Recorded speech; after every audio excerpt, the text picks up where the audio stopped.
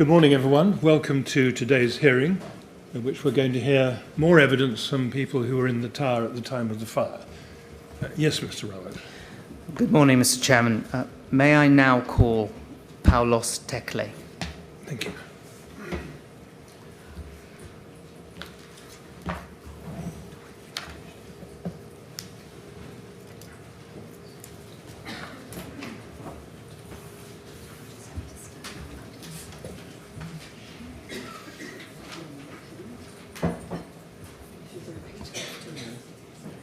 I swear by Almighty God I swear by Almighty God that the evidence I shall give the evidence I should give shall be the truth, shall be the truth, the whole truth, the whole truth, and nothing but the truth. nothing about the truth. Thank you. Good. Thank you very much, Mr. Tekle. Would you like to sit down and make yourself comfortable? Okay. Thank you. Yes, Mr. Rowland. Good morning. Good morning. Can you give the inquiry your full name, please? My full name is Paulos Tekle. Mr. Tekle, first of all, thank you very much for coming to give evidence today. Your willingness to continue to help the inquiry is very much appreciated. The core participants and their representatives will all have had the chance to read the statement that you've provided to this inquiry.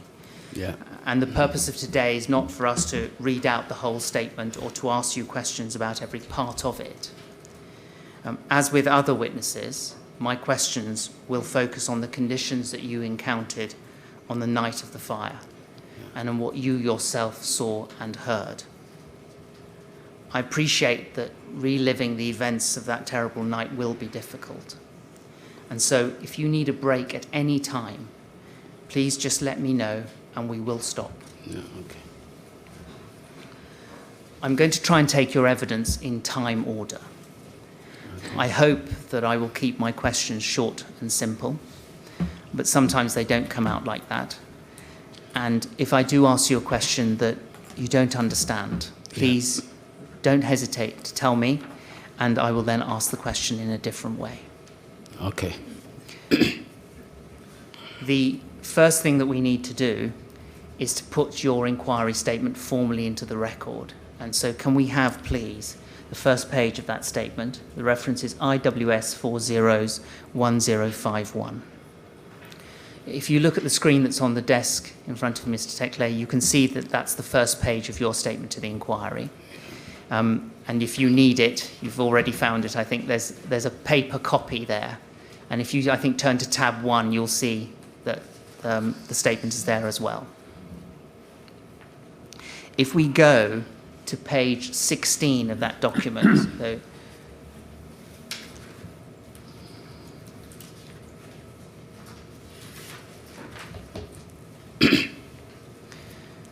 and hopefully page 16 is also on the screen, but it's got a statement of truth and then a signature. Can you confirm that that's your signature, please? Yes, it is. And it's dated, as we can see, the 21st of August 2018. Yeah. Have you had a chance to go through the statement recently, Mr. Tekle? Yeah, I did. And can you confirm that the contents of the statement are true? Yes, it is true.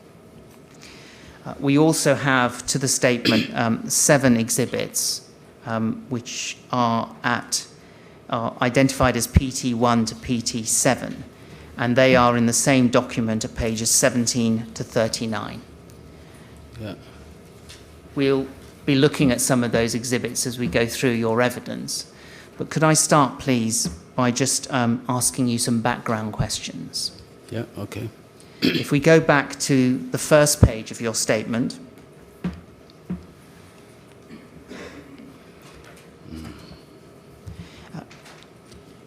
in this, you begin in your statement by explaining that your partner and 2 boys moved into flat 153 on the 18th floor. Can you remember when that was? It was 1st of June, but obviously the council gave a week notice, to move the staffs. So officially they moved in the 1st of June. And was that in 2016? Yes. And was it your partner that held the tenancy? Yes, she did. She did. Can you remember who that tenancy was with? I think with TMO. And it's right, isn't it, that whilst you didn't live in flat 153 all the time, you were there virtually every day? Yeah, every day, every other day, visiting my children. Sometimes I stay with them. And anything when they need me, I'm there always with them, for them. And was one reason that you could do that, was that because you had a flexible work schedule? Yes. And so you could work around your family commitments, could you? Yes, that helps me as well, because my job is 24 hours available, so I can do morning, evening, so that helps, you know. Thank you. The next topic I want to ask you questions about is the layout of the flat in 2016. Sorry, in June 2017. And can I just take you just to paragraph 6 in your statement, which is on page 2.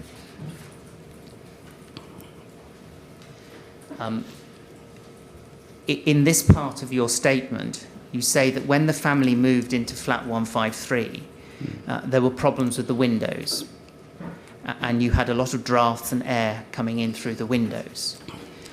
Was that still a problem in June 2017? Yes. And was it a problem with windows in a particular room in the flat? All of the rooms except, I don't know about the kitchen, but all the other rooms, there was a problem. Well, can I ask you a few more questions about that? And I want to show you a plan that might help you. If we go, please, to MET 12593, page 12. If I explain, Mr. Tekle, that this is a plan of the 4th floor of the tower, but the layout of the flats that we see there is replicated as you go up to the higher floors. So it would be the same on your floor, the 18th floor. If we could expand flat 3 in the southwest corner, please.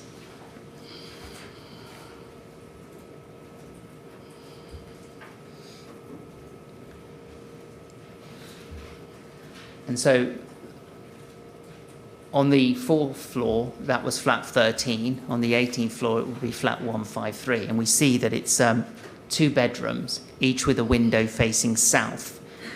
Whilst we've got the plan up there, can you confirm, was the bedroom that was closest to the lounge the one that was used by your children? Yeah. And the other bedroom would be next door to flat 152, wouldn't it? Yes. And so of all the rooms that you used in the flat, would it be right to say that the lounge was the furthest room from flat 152? Say again? Can we show us on the image, can we see flat 152 and 153, or flat 2 and 3 together, please? The next door flat to you would be flat 152, wouldn't it? Yes, from 153. And we can see, the question that I asked was if you can see that your lounge on that plan, would that be the furthest room in your flat from flat 152? Yeah. Now, again, if we expand the part of the plan that's flat 3, please. What you've told us was that the problem with the windows was, with the exception of the kitchen, you noticed a problem with all windows. So if we look at the bedrooms, they've each got a window. Yeah. Where was the air coming in the bedrooms? Can you remember? From both bedroom, from the bottom of the window. And when you say from the bottom, was that at the windowsill level? Yeah, window sill level, yeah. Was it below the sill or above it? I don't know. I'm not sure, but it looks like we're above the sill. Yeah. The lounge, as we can see from the plan, would have windows facing south and west. If we look first of all at the windows facing south, and there's 2 windows there, marked in blue on the plan. Yeah. Again, did you notice a problem with air and drafts in those windows? I remember she used to put a towel in the window near to the bedroom, and the other one, the handle was not working. She was not able to open it. So I'm not sure if that was a leak or not, but I remember there was a problem with the handle. So with the lounge windows, you're not so sure if there was a problem with drafts? No, there is draft on the one which is close to the bedroom. Right, so that's the one closest to your son's bedroom? Yes, yes. And again, with that window, so that's just for the record, that's the south-facing lounge window closest to the bedroom. On that, again, where did you notice the air coming in? Same area like with the bedrooms, the same location. She just puts, a wet towel on the bottom, so I think it must be under the window. And when you say she, that's Gannett, your yes, partner, yes, that's Gannett, doing yeah, that. yeah. And you said, and it might just be the transcription, but you said that Gannett would put wet towels down. Yes, yeah, yeah. Why was that? Just to see, when my family moved at that time, it was summer, so we don't notice any problem because it is summer, hot weather. But when winter comes, we start noticing the leak. The draft comes from the windows. Why did she make the towels wet? I think, wet towel. I'm not sure, to be honest, why she puts a wet towel. I don't know, but I may probably say, when say wet towel, like just putting a towel maybe, but I don't know. She used to put, I don't know what, but it's a towel. It may be not wet towel, to be honest, I have to say here. I don't know. She's the one who's doing it, so I said it's wet towel. It may be like it's a common error, saying. But I remember I've seen a wet towel. I've seen a towel. Yeah. Shall I put it that way? Better, a wet towel. But so, it's not. I don't know. Is it? But so is it just so that we can be clear? What you do remember is Gannett having to put towels at the bedroom windows, and at that window in the lounge, which was closest to the bedroom. Yeah, as well as in the west side of the windows as well. Well, let's go to the west side. We've got 3 windows facing west from the lounge. Okay. Can you tell us which of those windows had drafts and air coming through? The one in the close to the kitchen. I remember she put. Let me correct it this time. Maybe a towel. And the one in the corner,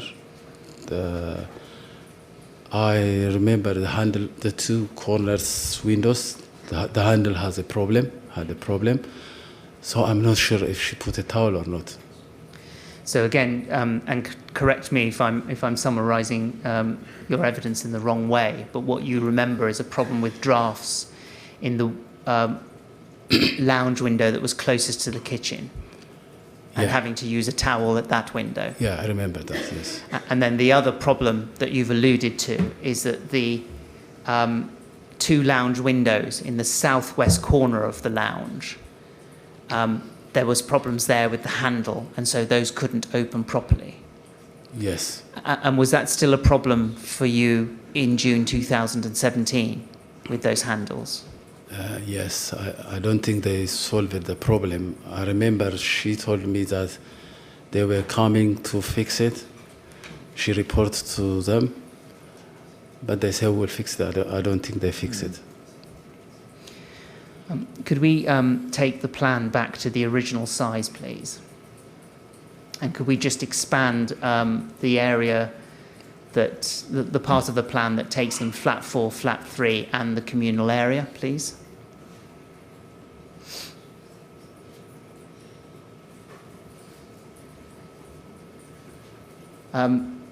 We can see, I hope you can make out, Mr. Tekle, from that plan, your front door that opens out into the communal lobby area. Do you see that? Yeah. Can you, before we leave this plan, just help us with this? What could you see from the front door? The front door, you see a wall, because that wall is the lifts, which takes you to the lift, so it's a wall. There's nothing there.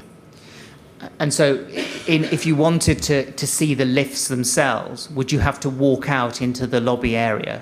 Yes. But if you were standing at the edge of your front door with the front door open, would you have a line of sight to the stairwell door?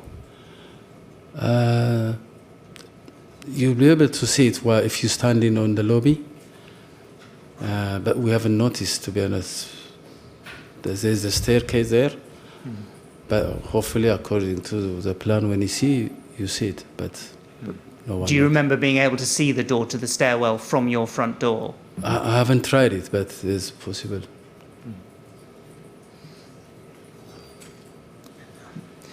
Had you yourself used the stairs before? Yes, I did try it once.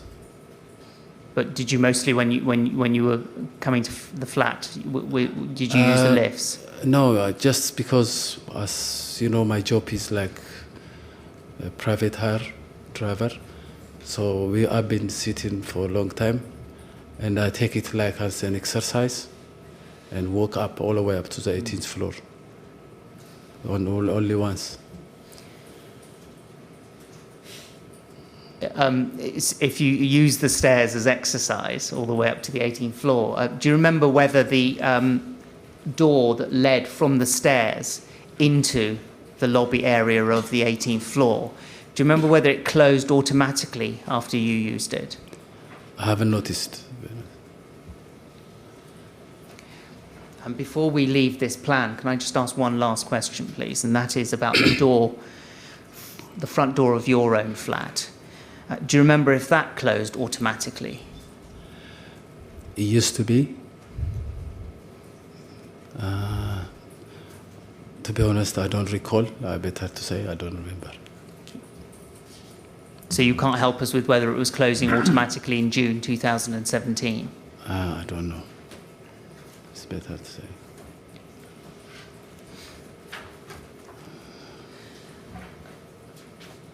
Can I take you to page 3 of your statement, please, Mr. Tekle? Okay. And let's just take a look at paragraph 9. Yeah. In this statement, what you say is that prior to the fire, you hadn't received any information or advice about fire safety in the tower. Are you okay to see a photographic image? Yes, of course, yeah. Mr. Chairman, it's an image that we've shown a number of witnesses now. Yes, it's not particularly disturbing. It isn't, but if others wish to look away or step out, now is the moment. Whilst I give the reference, can we have, please, BLA 402416? Mr. Tekle, if I can explain, this is a photograph taken by one of the inquiry's experts. And it's a photograph of a fire safety notice that was cited at the lifts on the 3rd floor. Do you remember seeing a notice like this between the lifts on the 18th floor? No, at all. I don't remember. No, I don't remember. Do you remember seeing it at all by the lifts on the ground floor? No, at all. I don't remember. What you have said in your statement is you had friends in the tower, didn't you? Yes. And particularly, as we'll come to in due course, you had friends who lived on the 7th floor. Yeah, yeah. When you were visiting or going to other floors in the tower, did you notice a sign like this on any other floor? I only visit their flat once, and I don't notice any of these signs. I never been in any other flat apart from the 7th and the 18th floor during that 1 year period. Thank you very much. Can we just move on to a different topic? I just want to ask you that, did you have any alarms in your flat? Yes, I noticed there's 2 alarms. There's one in the kitchen and one in the front of the corridor, close to the front door. I'm not sure about the one in where the bedrooms are and the living rooms are. I don't remember that, but I remember there's 2. And did you know what kind of alarms those were? I don't know, but I may go ahead of you. You know, I noticed the one on the front, close to the kitchen, when we are about to leave the flat very late, because the smoke came in, and I heard it started like alarm, but it's like very, very. It's not loud. It's really very mute. It's not really. It's like, put it this way, the mobile is more louder than that alarm. I remember that when we get out. And that was on the night itself, was it? Yes, on the night itself. Can I come so back I'm to that? not going back there. Yeah, No, because but, it comes. So you've described 2 alarms and you told us where they were. Before the night, had you ever heard either alarm go off? No, I don't remember.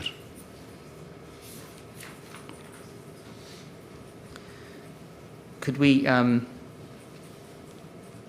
now move on to the 13th and 14th of June of 2017, please? And can I take you back to page 3 of your statement? And if we look at paragraphs 10 down, please.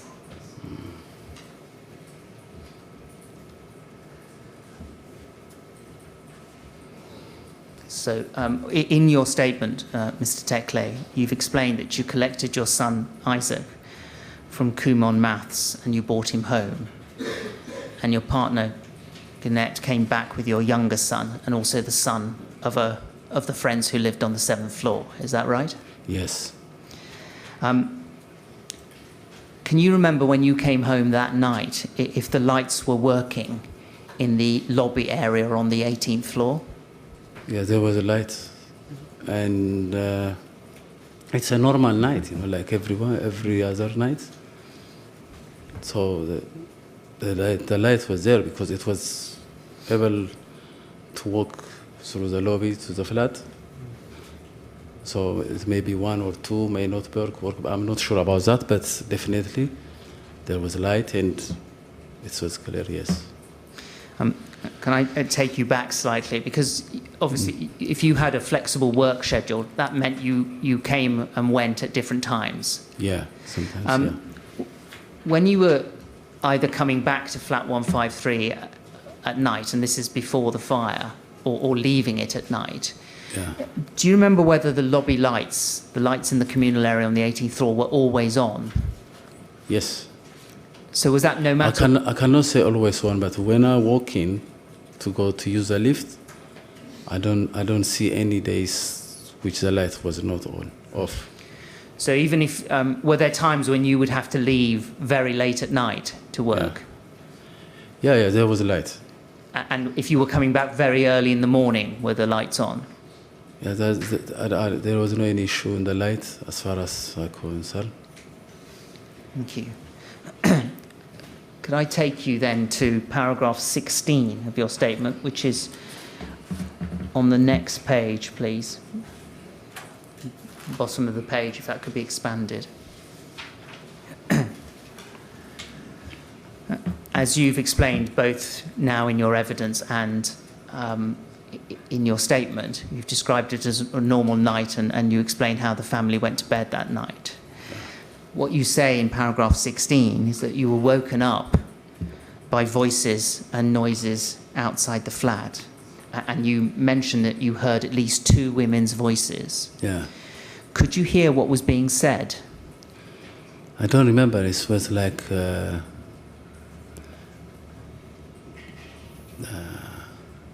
don't know how I put that really, but they were a panicking voice. Can I put that way?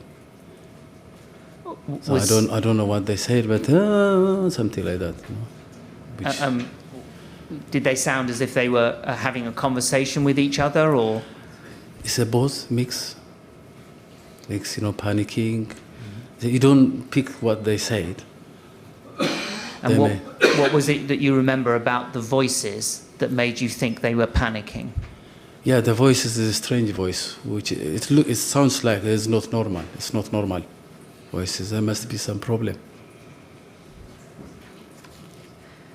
You also mention, you say voices and the noises of people. Did you hear any other noises? No, I only gave the attention of the 2 women, so I didn't hear any other voice. Do you remember hearing anyone knock on your front door at about this time? No, unfortunately. What you've helpfully done is, in your statement, you've exhibited your phone records, and you're able, and we'll come back to this, but you refer in this paragraph to calls that were made by your partner and yourself at 1:32 and 1:34, and you say, I believe that I was woken at some point earlier than this. So at any time before you made those calls, did anyone knock on your front door? They told us, but I wish we were awake at that time, but no. So you don't have a recollection of anybody knocking on your door at all? No. If we look now at paragraph 17, which is on the next page, please.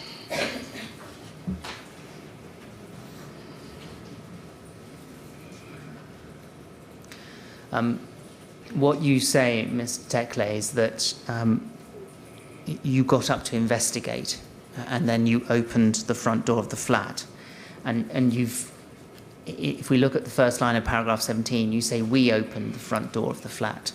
So does that mean that both you and Gannett went to the front door together? Yes.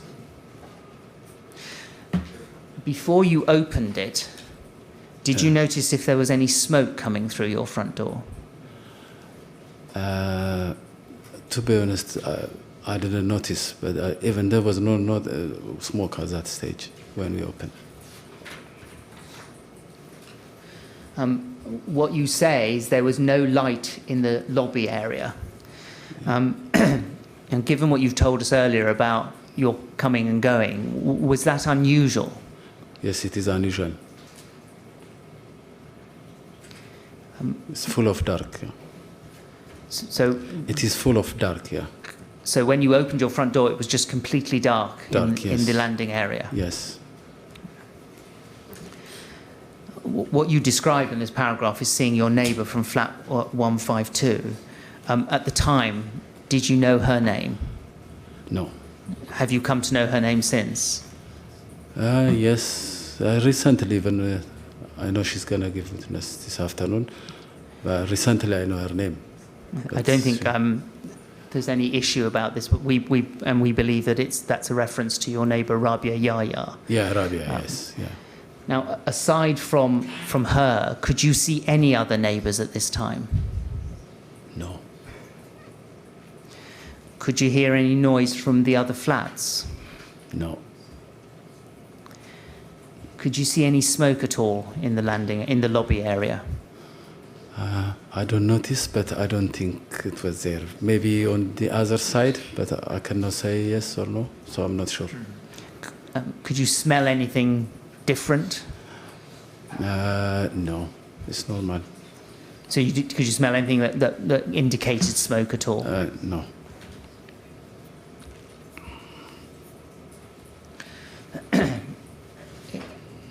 at that time, what was the temperature like in the lobby area? It was normal. I don't. Normal is the same as like. And did you step out into the lobby area, or did you stay at your front door? No, we stepped out of the lobby area to look everything, and we went back. But we didn't go any far from So the. Just so that we're clear, you stepped out of your front door, Yeah. but you didn't go much further into the lobby area. Yeah. And obviously, flat 152, the door is in the same line as yours, the same isn't line. it? Yes, yeah. If we look at the last sentence, you say that Gannett spoke to the neighbour from flat 152, who told her that there was a fire in the tower. Did you hear that conversation yourself? No, I went back. I think she was talking, but we know. I just pick only a word like there's fire, but she stayed a little bit behind, and I went back and tried to call the neighbors, and I was not sure either before or after I called other emergency call. Yeah. Can I come back to that, if I may? Okay. Did Gannett come back into the flat and tell you what she'd learnt from the neighbour? Yeah. She told me as well. I've already know when I went back, but she already told me. And do you remember if the neighbour from flat 152 told Gannett where in the building the fire was? No.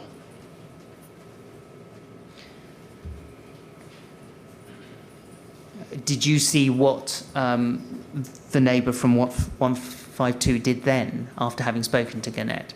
Or were you already back in your flat? I already back on the flat. So the information you had at this time was that there was a fire in the tower. Yeah. Did you make a check to try and see where the fire might be?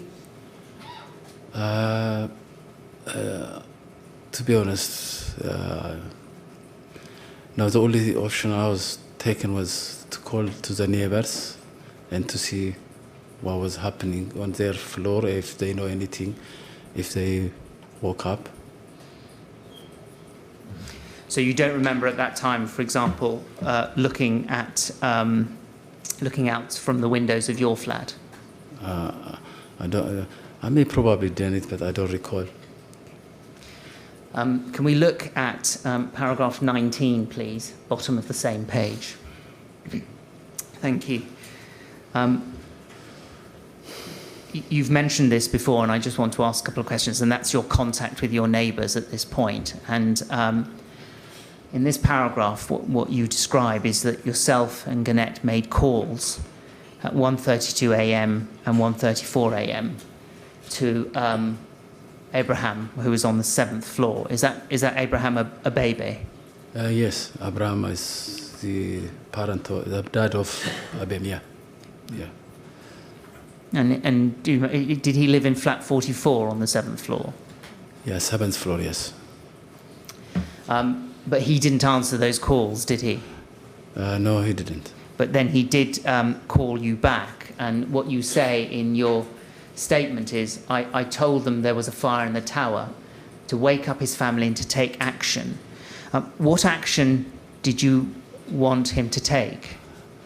Obviously, when I say to take action, it means to find out what is going on and to, if necessary, to take action means to escape if it is serious, and to find out what's going on the flat, because this must be serious. That's why I called him on that time. Normally I don't call him people very late that time, but I found it was very serious, and that's really.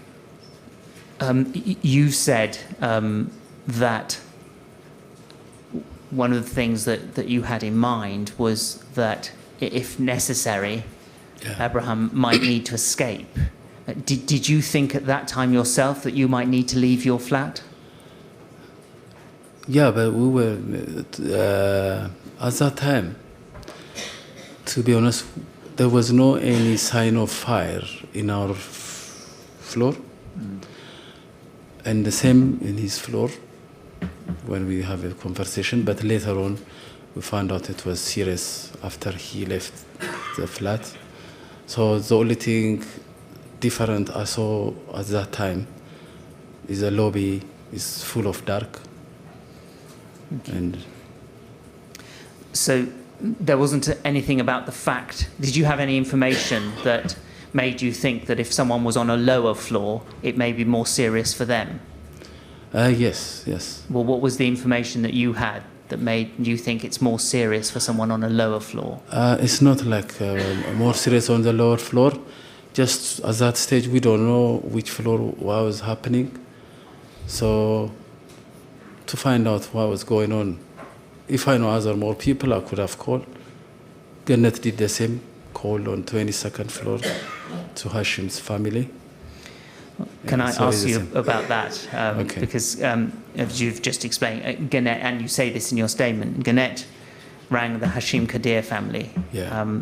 And Hashim Kadir told her that he'd spoken to the fire brigade. Did Gannett tell you what advice Mr. Kadir had received from the fire brigade?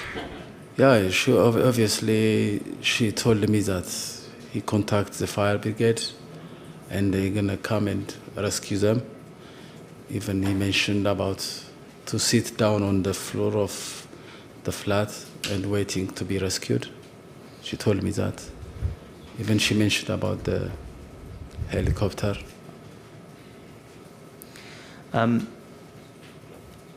Last question on this topic.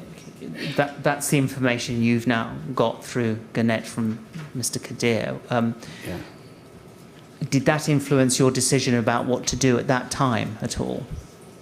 Yeah, obviously we were hoping, there is no any doubt that we're gonna be stay that long on that night if the fire is very serious. So I didn't even thought for a minute or a second that it's gonna cause all this disaster. So my hope is there is no any issue of this. They know this is United Kingdom, so they know what's going on. This is an easy, for the firefighters to control. If not, we believe they're going to rescue us. That was what I believe. Mr. Chairman, we've been going for 45 minutes. I wonder if this would be a good time we to... haven't actually, because we All right. started at 10 past 10. Then I shall continue on. Yeah. Technically, do you feel you'd like a break at this stage, or are you happy to keep going for a bit longer? I'll be fine. I can keep going. I may need a more break. Well, I think if we go for another quarter of an hour, then you deserve a break. Okay, thank All right? you. Okay. Thank you, Mr. Chairman. Can I go, please, Mr. Tekle, to paragraph 20 in your statement, which is on page 6. Paragraph 20 and 21. That's very helpful. Thank you very much, Ralph.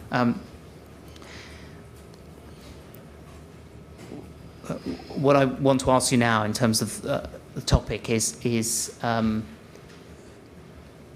neighbour coming into the topic of the neighbour coming into your flat. Yeah. And what you say in these two paragraphs is that you opened the door to see what was happening outside. Again, when you opened that door, was there any change in the lighting in the lobby area? It's the same. It's already dark, so there is no light at all. We using the light comes from the flat. That was the only light. So there is no any difference from the previous one. And this was, so it was the lights were on in your hallway at that time? Yeah, I'm talking, yes. Did you, this is the second occasion you've opened your front door. Yeah. Did you notice any smoke on this occasion? No, I don't remember, no. Did you notice anything that indicated a fire? I think before that, before I opened the second time the door, we dressed up the children. and that's it. So you'd woken your children by then, had you? Yeah. But again, when you open that door and you're looking out into that lobby, Yeah. you've told us that you didn't see any smoke. But did you smell anything that might have suggested to you that there was a fire? No, I didn't smell any smell. If we focus on paragraph 21, you describe seeing there a man that you later learnt was called Yehulashet Enyu, and he was in the lobby, you say, by the lift. Could you see him from your front door? Yeah, when we go out, yeah, he was standing right in front of the lift. So when he saw us opening the door, he came towards us and asked us if we want to stay with us, and we let him in. So just so that we can be clear about what was happening, you open your front door and you then see Mr. Enyu coming towards you? Yes. Now, you've told us that the lights were off and it was dark. Yeah. How easy was it to see him? No, because as I said before, the light comes from our flat. We'll be able to see. Right, so the light from Yes. your flat illuminated the Yeah. lobby area? Yeah. Follow, thank you.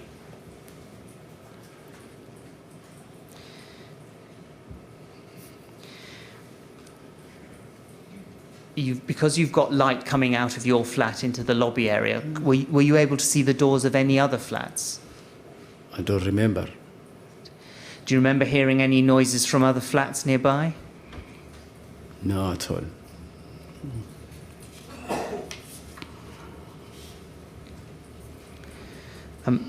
You may have answered this already, but when you saw him,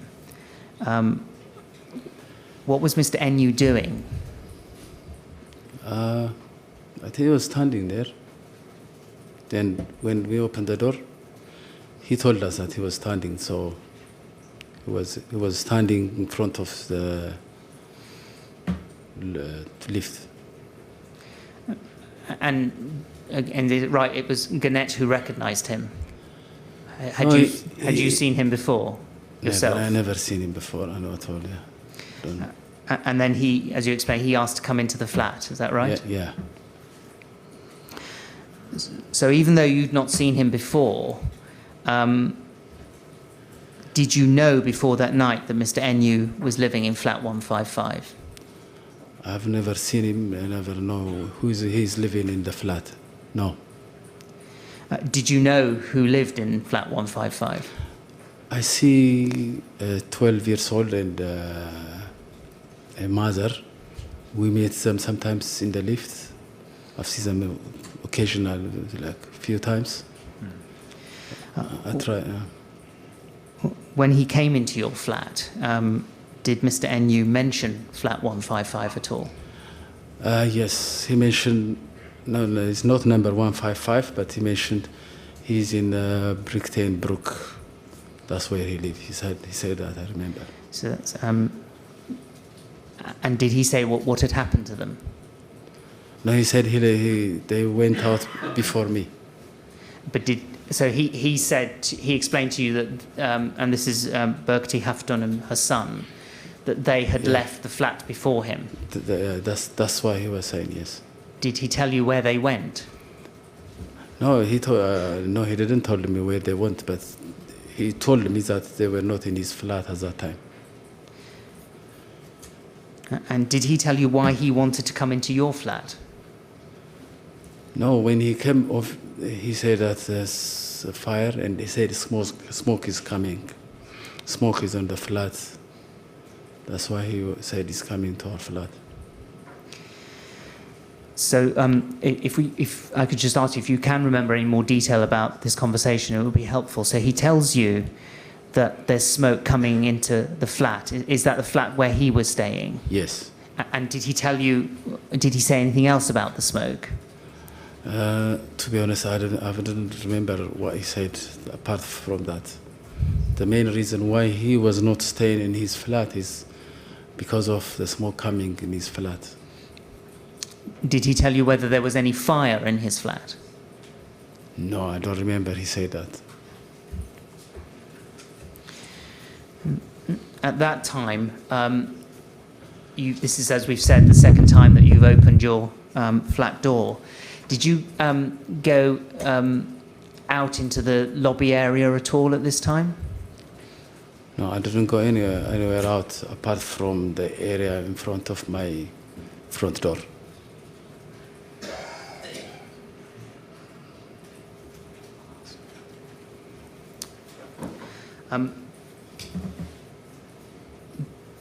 Just to go back to the your conversation with Mr. Enyu, what language was that conversation in? Yeah, we speak the same language, and because he knows Gannet, he saw them few occasions in the lift, so we were talking in our language, which is Amharic, Ethiopian national language. Thank you.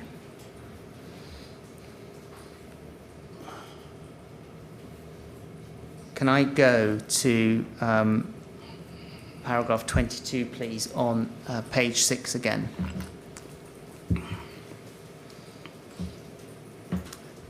And this is now the second time that you have contact with your friend, Abraham Abebe. Yeah. And you say that you received a call from him that you're able to time at 1:49. And by then he'd left the tower with his family. Yeah. Did he tell you anything about how he got out of the tower? Yeah, he did told me. First he tried to escape the fire. He held his son in with his wife, but the smoke, after he went a certain floor, he went back because of the smoke, he said. And later on, the fireman came. They knocked the door and they told them to leave. And at that time, after he escaped the fire, he told me that they come and knock our door and we escaped. He said there's no advice about wet towel. He said you have to get out. And they said it was very difficult to get down, especially on the floor because of the smoke. And when he told me that as well, I was hoping that they're going to come and knock our door, as they did to him. What Mr. Abebe explained to you was that they tried to get out once before firefighters came. Yes. Did he tell you anything else about why he had decided to leave with his family before any firefighters came to his flat? I think we haven't discussed about that because we were more interested how he escaped, so I didn't ask him why he did that. What you also say in your statement is that Mr. Abebe told you to get out. So at that time, and you've now been to the flat, you've opened your flat door twice, Mr. Enyu has come into your flat, and you've had 2 contacts with Mr. Abebe.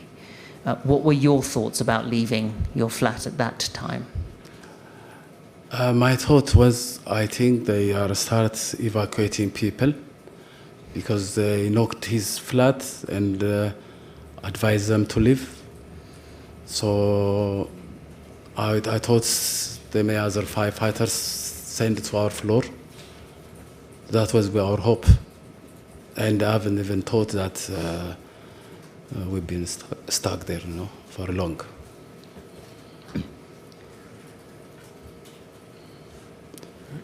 Could I just take you now to paragraph 23 on page 7? It looks as though we're going to a new topic. We are going to a new topic, and actually looking at my questions, it's a topic that may take a bit of time. That's what I thought. Yes. Well, I think we might all have a break now, Mr. Tekle. Okay. I'm going to ask you not to talk to anyone about your evidence while you're out of the room. We'll come back at 11:10, and if you'd like to go with the usher now, she'll look after you. All right? Okay. Thank you very much.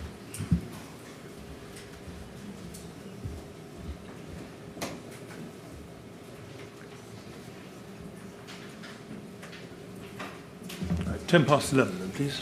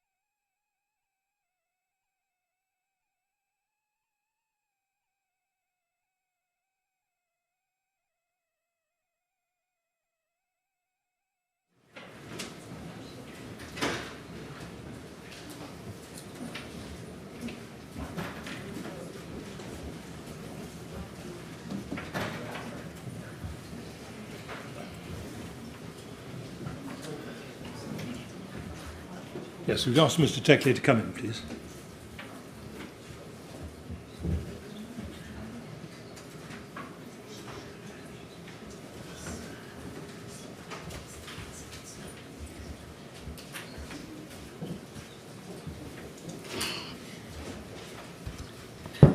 All right, Mr. Tekle? Yeah, I'm okay, thanks. Happy to carry on. Okay. Okay, thank you very much. You're welcome. Yes, Mr. Robert. Mr. Tekle, thank you very much for coming back. Can I just take you back to just one point that I should have covered with you?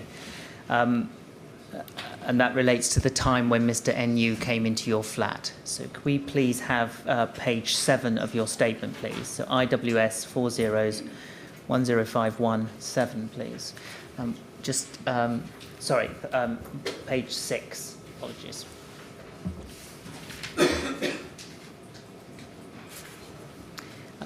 If we look at paragraph 20 of the statement, Mr. Tekle, and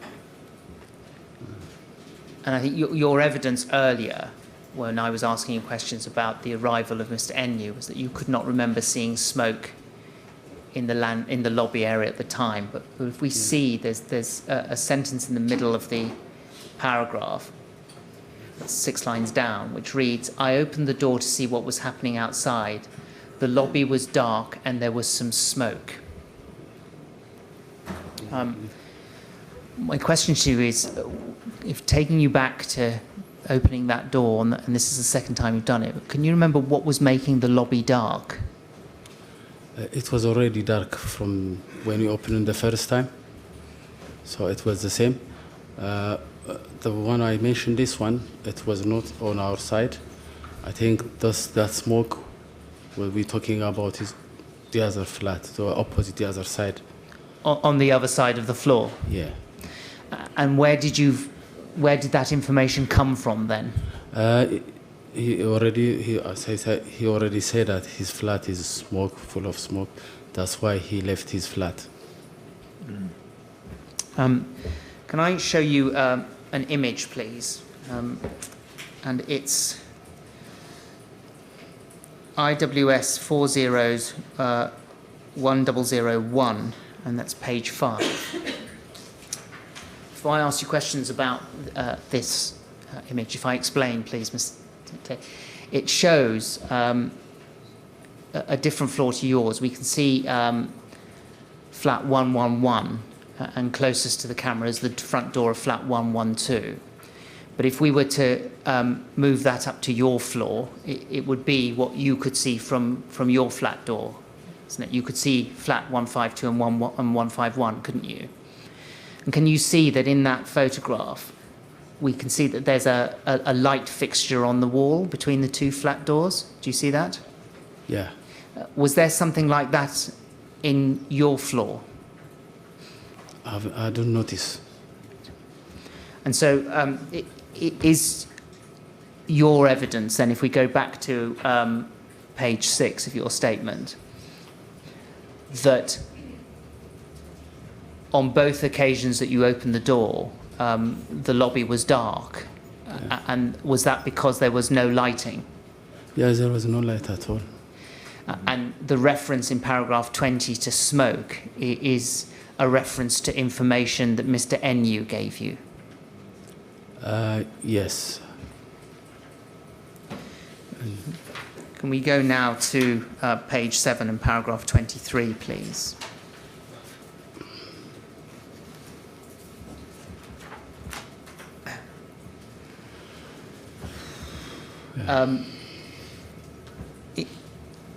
Beginning of this paragraph, you describe a knock at the door at around 2 a.m.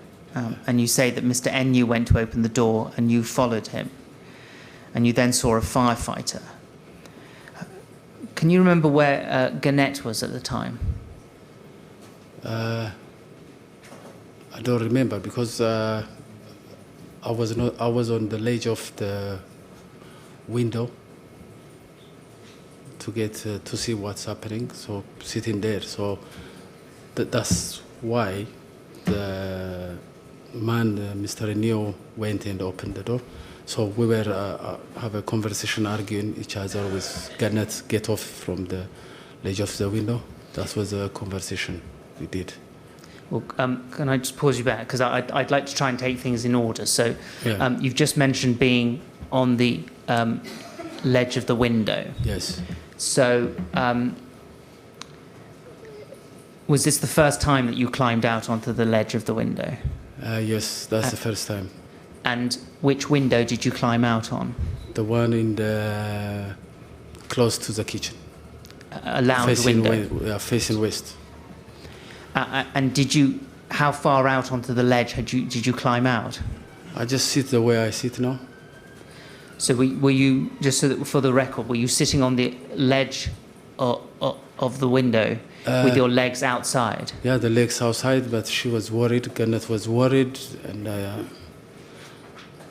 I thought maybe to see what's going on, because in the previous conversation with Hashim's, there was a hope that the helicopter may come and rescue us.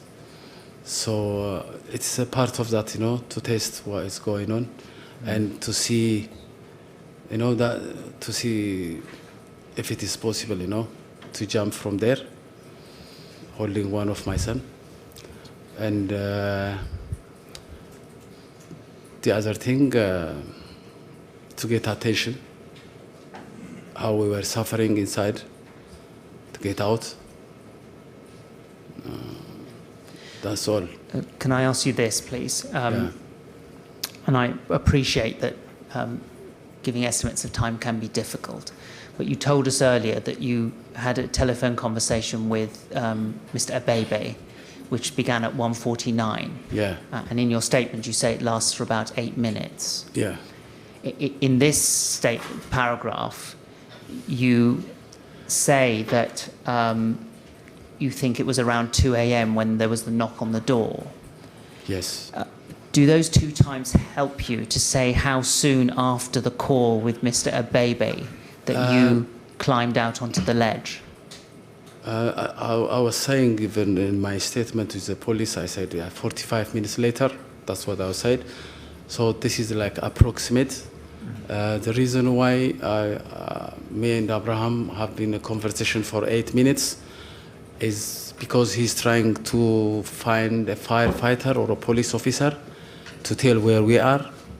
He was very worried about us because the fire is fast spread all the way to the top at that stage. So what he was saying to me is to get out as soon as possible. And I see the other way of getting out in case if we're not being rescued.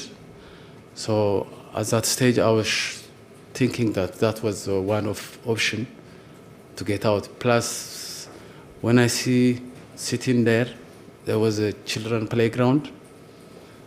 So I may be fool saying that, but I was thinking.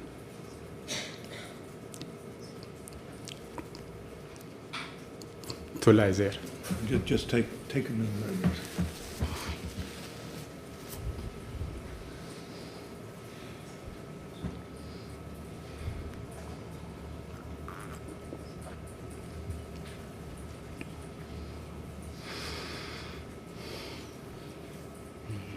Yeah, I can go. All right. Yeah. Well done. Can I just take you back to the telephone conversation with Mr. Bebe, first of all? You said that the conversation lasted as long as it did because he was trying to find a firefighter or a policeman. Yeah. While you were on the phone with him, Yeah. did you hear him speaking to a firefighter or a policeman? I don't remember anything because he was holding for a while, looking to get. He was saying, "Hold on," and try to get. I think they've been pushed out from where they were at that time. And you think that it was about 45 minutes after that call that you then went onto the ledge? Yeah, that is. That's obviously you cannot be sure, but it's approximate time. Of course. Yeah. And I apologise for taking you through the detail, but it is important to get the sequence right. I want to go too. Yeah. And that was the first time that you went onto the ledge? Yes. And it was before any firefighter came to your door. Yeah. So again, it's just so that we can make sure that we've understood your evidence. But the reason that you climbed out onto that ledge was, you've told us, to get attention. It's to do everything, to try if that is one of the options to escape the fire. The second thing, obviously, to get attention. Anything at that time, what you think, to get out of your way to that place. So it's not particularly to get attention on all of them, everything, I cannot describe what, it's all of them. And was one of the things in your mind at that time, Mr. Tekle, sitting on that ledge on the 18th floor, was that you might need to jump from that floor? Yeah. Now, not by myself, holding one of my son. You've told us what you'd noticed when you opened your front door about the lobby area, and you've told us about the conversation that you had with Mr. Abebe. Yeah. Did you have any other information about the progress of the fire at that time? Obviously, he told me that it goes all the way up. His advice continuously was to get out. So Kenneth was making a call with the other family, even her friends from 90th floor, Meron. She had a conversation with Meron, Hewitt, and their partner. So there is a lot of things going on, but I cannot tell you step by step what was going on. But all of them, they were saying to get out. And that's it, really. Did you go back to the front door to try and find out what the conditions were like in the lobby area? Not at all. Not even at all to go that way, because it has been really the darkness of the lobby and the hope that we get from our friend that has been rescued by a firefighter from 7th floor. All that hope makes us not to open the door. And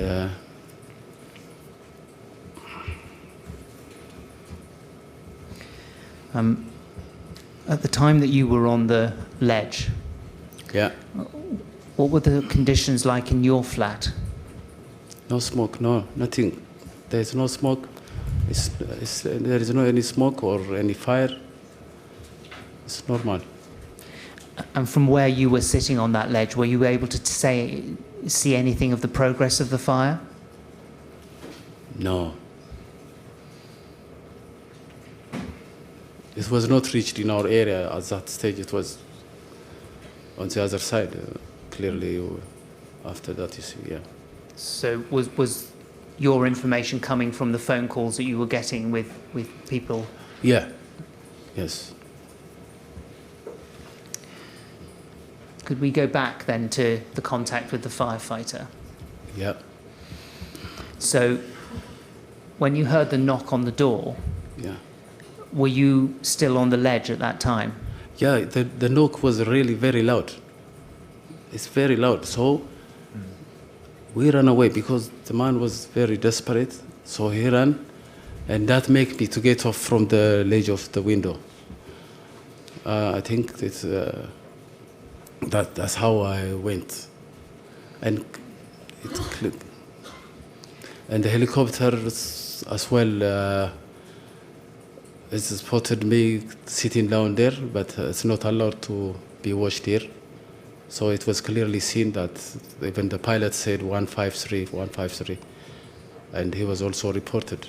So we were desperate at that stage to go. So I was able to see the footage of the helicopter last week while I was sitting on the ledge of the window. So just so that we can be clear, before coming to give evidence today, you've watched helicopter footage that shows you sitting on the ledge? Yes, he did show me. He did. Yes, I did watch last week, and the footage. And I saw a pilot saying 153, 153, and the It was very stressing, watching that, yes. A few moments ago, you said that the noise of the knocking was very loud. Yeah. Did you hear a voice or voices outside the flat at this time? No, it's only a knock. So that's why we ran. We ran to the front door straight away. Get off from the window and straight away. No. And was Mr. NU ahead of you to the door? Yeah, he's the one who opened the door. By the time that, because you would have had to climb off the ledge back into the lounge. Yeah. By the time that you got to the front door, was it already open? Yeah, it was open, but it's not wide. He may probably talking with him. He's halfway, but when I come, I widely open. Right, let's break that down a little bit. So Yeah. when you got to the front door, Yeah. Mr. NU was already there. Yes. He'd opened the front door. Yeah. And can you tell us how far he'd opened the front door? It's like, talking someone like this, and when I come, obviously you cannot talk together, two of us with a little open. So we make it widely open and start conversation with the firefighter. I'll come back to the conversation in a moment. Yeah. When you opened the front door wide open, Yeah. did you notice what the conditions were like in the lobby? I was really desperate to leave. I don't notice anything. We had a conversation with the firefighter, so there was no any issue of smoke or smell at that stage, as far as I remember. So, was it still dark in the lobby? Obvious, it's all dark all the time. Yes, it was dark. Were your hallway lights still on? Yes. And did any smoke come into your flat through the open door? I'm not sure about that, but I don't think so, because there was no any frighten about the smoke, because we had a good conversation, so there was no any issue of smoke, because it was fine. But even, I don't know, he said that it's not in your side, because obviously there was no smoke at that time. So, aside from it being dark, what were the conditions like in the lobby area as far as you could tell? I cannot say anything about the lobby area because I was standing in the front of the door. So at that time, there's one firefighter in front of me and talking to him. That's what I remember at that stage. So that's a fair point. But in the area around where the firefighter was, did you have any sense of the conditions? It's the same, like the area where we were and where he was is the same. There's no any difference. Aside from that one firefighter, were you aware of any other person being in the lobby area? Not at all. Can I explain here? Because the door is open from left to right. Yeah. Obviously, there is no any flat. There is a wall on the left-hand side when you go to the lobby. Yeah. So when I open the window, when I open the door, I see a firefighter, but on the statement, on the witness she gave, she said she's on the left-hand side of him. But obviously, when I opened the door from left to right, and if she was there, I could be able to see her, but I didn't see anybody. Mr. Tekle, what's important is that we get from you what you saw and heard. So you've told us your door opens left, right, and when you were looking out, you didn't see anybody else at all other than that one firefighter? I never seen anybody. Did you hear any other voices apart from that firefighter's voice? Not at all. And did you go any further than your front door? No, we've been stopped there already because the firefighter is in the lobby, we are on our flat. There is a conversation, so there is no point me to go out. Did the firefighter come into your flat at all? No, he didn't. Do you remember if the firefighter had a torch? I don't remember, to be honest, what he had in his hand.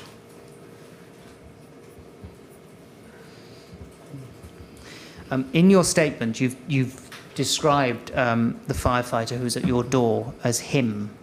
Do you remember if this firefighter was wearing a mask? No, his face, I can identify him as a male firefighter because there was no mask on his face, because there was no smoke on the lobby, so no smoke, I identify what he looked like even. So there was nothing covering his face at all? No. Did he have a mask that was pulled down at all? I don't remember if he has got the mask pulled down or not, but I remember his face, but he's got a helmet.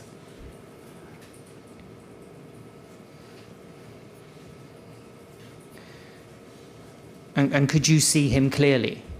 Yeah. Someone like anybody with a helmet. And so was it easy to hear what the firefighter had to say to you? Of course, we are very close. He's right in front of my front door, so we have really a good conversation. And did the firefighter appear to understand what you were saying to him? Yes, we have a good communication. And you've said that there was a good conversation. Was that conversation just between you and the firefighter, or was Mr. NU involved in the conversation? To be honest, he may probably have a conversation with him before I arrived there. It's a matter of seconds. It's not really that long. But I remember the conversation is because at that time I was excited when I get a knock from the door, because we were believing that we're going to be rescued.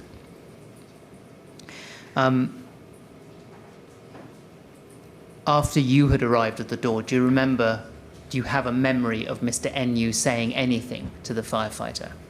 I don't remember, but I've seen his statement, what he said, but I'm not referring that. I don't remember personally. Do you remember if the firefighter asked you for any information? No, I've already said it. I don't remember that. But I was saying that how many of us are? We are 5. There are 2 children, and I hope he listened that and he understand. Our conversation was really no issue of communication language. So we were communicating without any problem. Even we are trying to explain. I thought he's going to rescue us, to be honest, that stage. And shall I continue? Or No, I just wanted to ask if you could just keep your voice up a little bit, please. Okay, yeah. But just to break down the detail of the conversation with this firefighter, please. You mentioned telling him how many people were in the flat. Yes, I do. Did you specifically mention children? Of course, not one times, many times. Well, how many times do you remember telling this firefighter about I can't remember children? how many times, but many times. I can't say to you 2 or 3 times, but many times I mentioned about my children. Even after he left, I was thinking. Well, can we? Did you? You all right? Did you specifically say that there were 2 children in the flat? Yes, many times.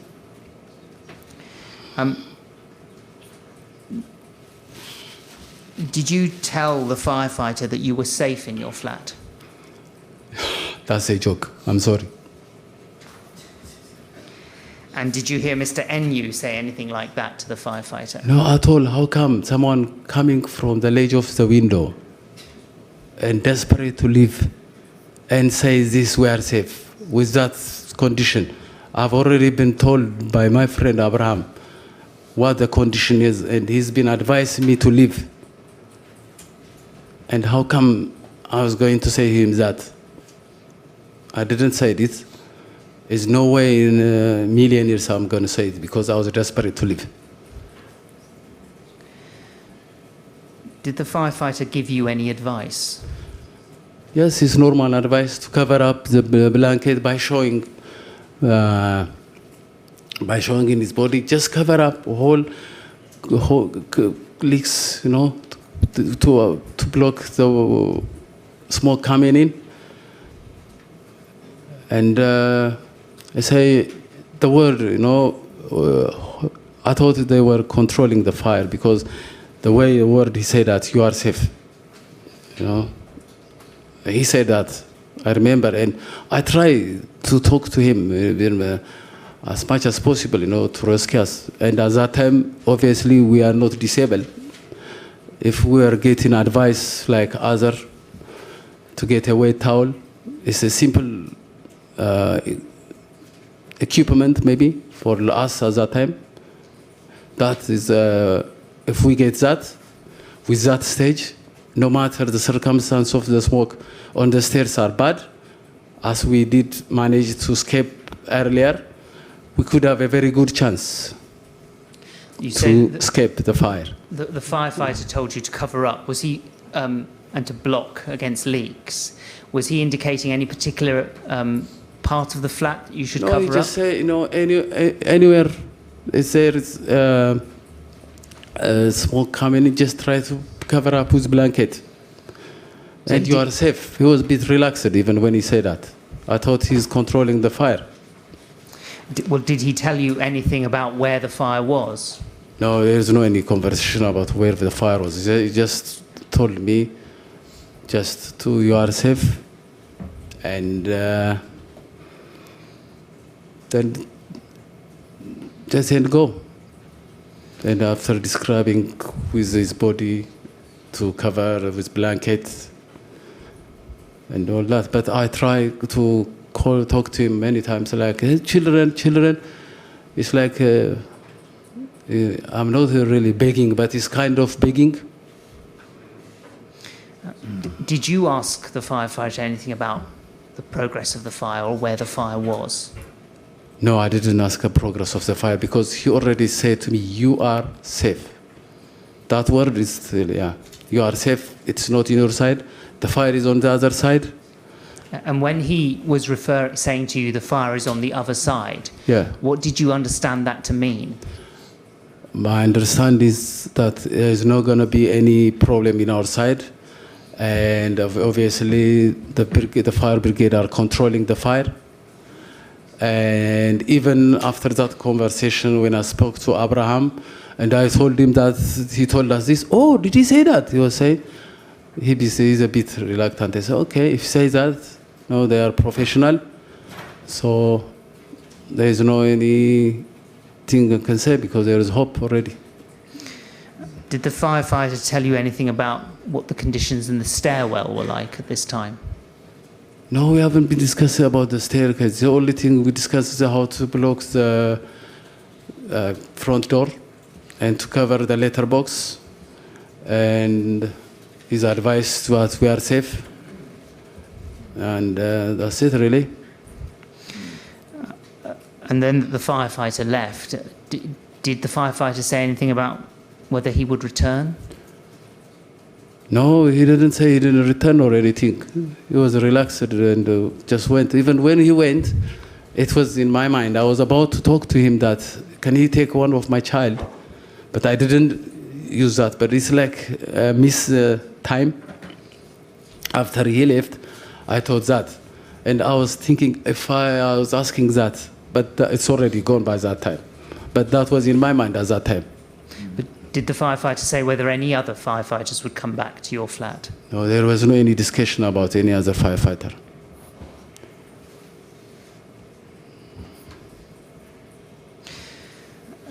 Again, I know it's difficult to estimate time, but doing the best you can, how long did this conversation with the firefighter last? Approximately 3 minutes. It could be more or less, but at least it's not 20 seconds. It's because of our English. We're not really quick. It's not our first language, English. How come we complete the conversation within 20 seconds? That's not true. Once the front door had been closed, could you hear any noises from outside, from the lobby area? No. So did you hear any voices, for example? No voice, no. I didn't give any attention about the lobby area. After that conversation, we shut the front door and we started focusing to cover the blanket to avoid smoke coming from to the flat. Can I take you to paragraph 27 of your statement, which is on page 8?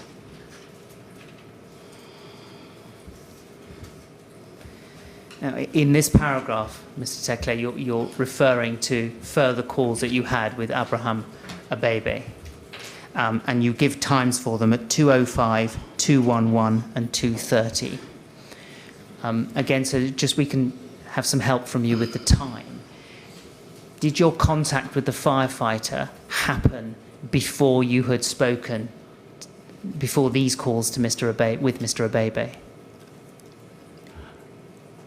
We already started talking with Mr. Abebe from early, after he escaped the fire.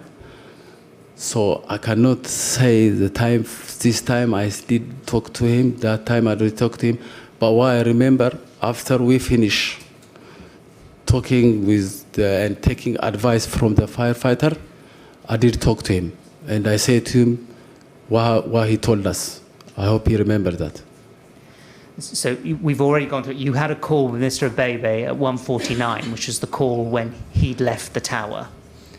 And now what you've put in this paragraph are 3 more calls, and you've given times for them. I'm just wondering, and if you can't help, please tell me, but just whether you can use those times to say whether it was before a particular call that you had the conversation with the firefighter. You know, at that time, it's very difficult to say after or before. It's very hard and worried about our life, so I cannot say this or that. And doing the best you can, though, do you think you had conversations with Mr. Abebe after you had spoken to the firefighter? I did. I'm 100% sure I did have a conversation after I spoke to the firefighter, because I remember I told him what he told us. And what you also say in this paragraph is that Mr. Abebe told you that you needed to get out.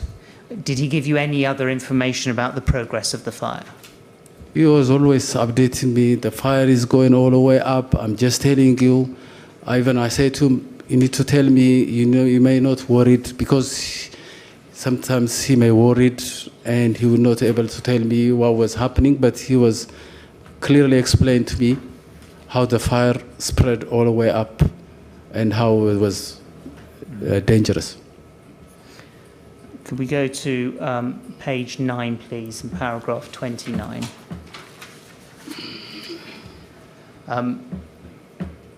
I won't read all of this out, but this is, again, it's just so that we can get the sequence of events right, because in this paragraph, you are describing that in your desperation, you climbed out and sat on the window ledge in the lounge. Was this the second time that you went out onto the ledge? No, the second time was when the neighbors came from 152. Right, well, can I pause it then, and I'll come back to that then and ask you.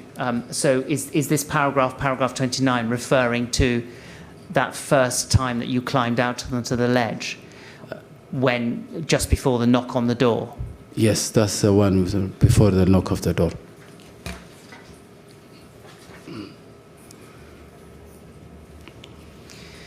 Well, can we deal with the arrival of the neighbour from flat 152, please? And that's at paragraph 32 of your statement. Sorry, if we could have 31 and 32 on the same page, please. Yeah. If we look at paragraph 31,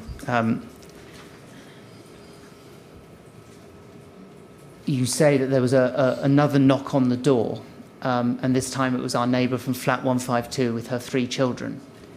She asked to come in and we let her in. She told us that the fire had now got into her kitchen. She was shaking. Who let your neighbour into your flat? Gannet. Where were you at the time that they came in? I think we may probably be in the living room, but I'm not 100% sure.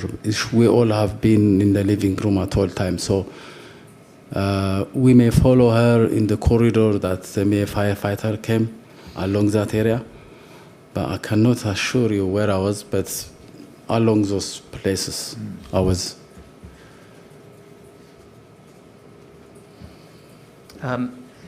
You've mentioned that she told you that the fire had got into the kitchen. Did she tell you anything else about the fire?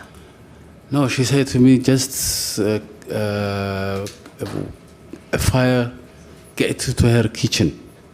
That's all I remember, she said.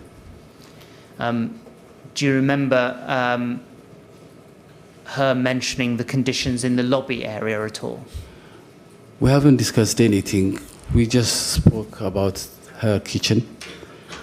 And we started calling and looking at way of escaping, how and what to do. We're not really any discussion about lobby or anything. I don't remember, maybe discussion, but I don't remember. Gannett went and opened the door to let your neighbour in.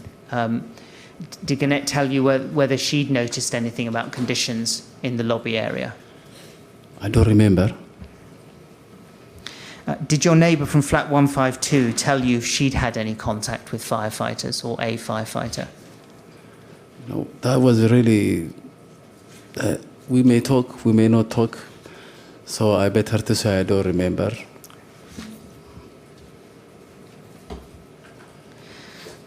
In paragraph 32, you mention a call that you made at 2:32 to 999. I want to show you the transcript of that. Are you okay to look at the transcript? Yeah, I'm okay. And what I want to do, if I may, is just to take you to different parts of the transcript in order to ask you some additional questions. Okay. If we could please go to IWS 40's 1051, page 25, please.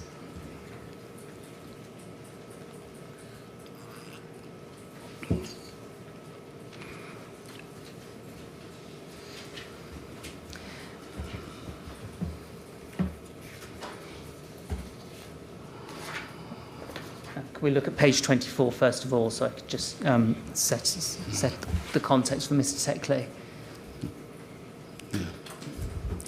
Yeah, I'm fine. So this is the first page of a transcript of that call, which is annexed or exhibited to your statement. And just so that we can see it, do you see at the top where it says event? Yeah, yeah. And the last but one set of numbers that we see, which is 02 32 30, gives us our time. So that's 2:30. The call tells us the call was made at 2:32. Yeah. Can I take you to page 25 now?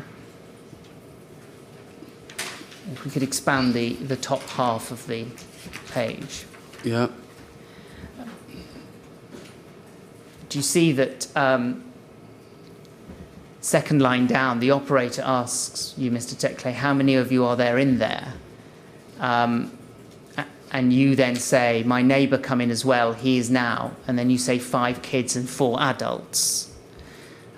So if my maths is right, that means that by the time you made this call, there was yourself and your partner, Mr. NU, and the neighbour from flat 152 in your flat, wasn't there? Yeah, including my children, yes. And then your children and her 3 children. Yes. By the way, before this, I did call at 2:07. The call is missed. Can I?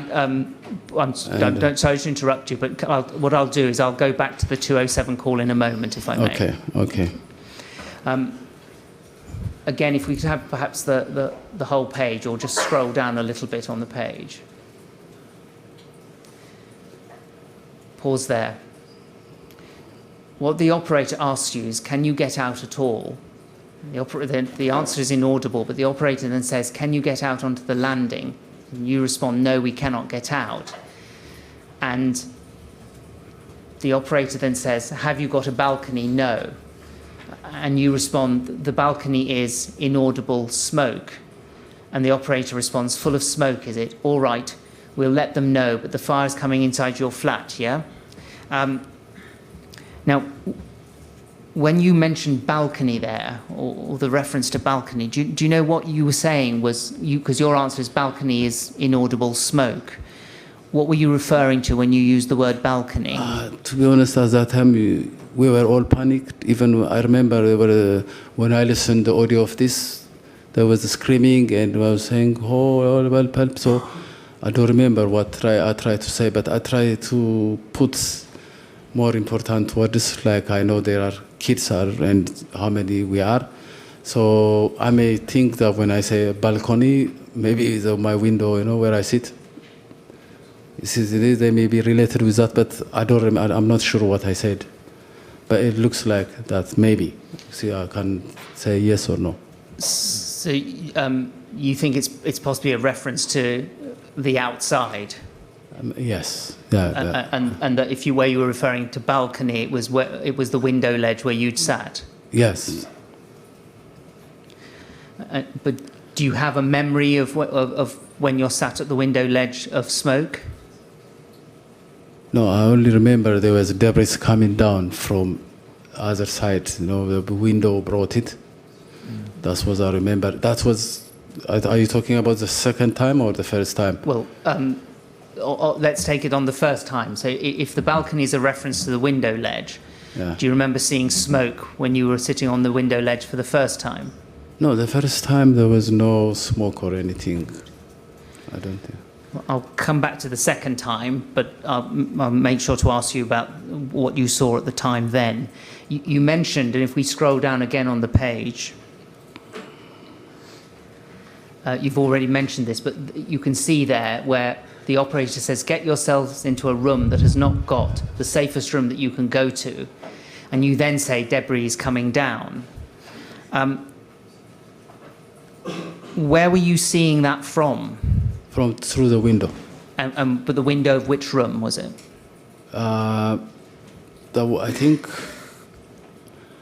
you can see from all the window side where we are in the living room, all four. So the windows on the south and the windows on the west. Yeah, but I remember it is the one in the west. And can you describe the debris that you were seeing coming down? Different size of debris. Small, kind of, medium, all kinds of debris. And was there anything about it that you noticed other than its size? It's like blackish. I can remember something. I don't. That's all really. I can't really say anything.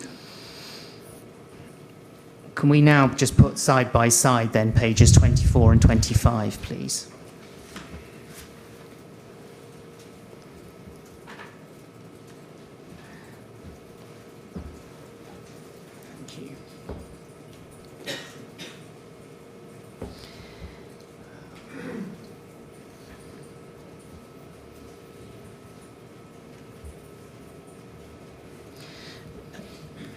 If I take it, I think it's 14 lines down, but there's on page 24, there is a point where the operator says, you've just told the operator your flat number and your floor, and the operator says 18th floor and what is happening, and you respond, the smoke is coming out on the other side, and it's inaudible.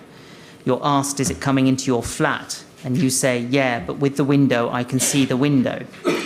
So is it coming in the window, did you say? And you answer, yeah. And then the operator says, okay, have you got the window shut? And then it's recorded that there's crying. The operator says, have you got the window shut? Have you got the window shut? And you say, no, the window didn't shut. And it's inaudible. The operator says, okay, is it just smoke coming in? Hello. You respond, hello. You're asked again, you're then asked, is there any fire coming in? And you say, yes, there's fire next door, inaudible, coming for us now. And you're asked, no, is there any fire in your flat? Is there a fire in your flat? And you respond, yes, in our flat, yes. And the operator says what? A fire or smoke? And over the next page you say, yes, it's fire, it's fire. And if we go a little further down, at the bottom of page 25, the operator later in the call asks you, where is the fire in your flat? And you say, the fire is in the bedroom. Where is it? And then you say, it is, you know what, it, and there's a reference to 154. And the operator says, and 153 in your flat, that on fire now? And you respond, no, it's 154, is they come to us. That's quite a big chunk of reading I've done there, but if I just try with keeping that all in mind, just to ask you just some questions about what you remember of what was going on at the time. Yeah. At that time that you made this call, which is 2:32, can you remember smoke actually coming into your flat? No, at that time, our neighbor was moved to our flat. Obviously, I said there are 5 kids and 4 adults. And the conversation we made with her, that there's a smoke coming to the kitchen. And later on, when we see the outside the window through the door, through the window of through the window of the bedroom, close to the 152. By the way, 154 is I done it by mistake. I now know that is 152. But what I try to say is like 152 was 153 and referring 152. I know that's what I try to say. And so when I see on the bedroom and a fire is like coming to us, so that's what I was trying to refer. But sometimes if you listen the voice, they were on the ground. There are a lot of things going on, so all the conversation we made is like that. So, that's very helpful. Can I just again just try and take it, just break it down a little bit? So, I'll ask you about 152 in a moment. Yeah. Was there any smoke actually coming into your flat at this point? No, I don't remember the smoke. Do you remember any flames coming into your flat at this point? The flame is not our flat, but it's close to. I saw while I was watching, opening while I see through the bedroom window, I saw a flame coming from the 152.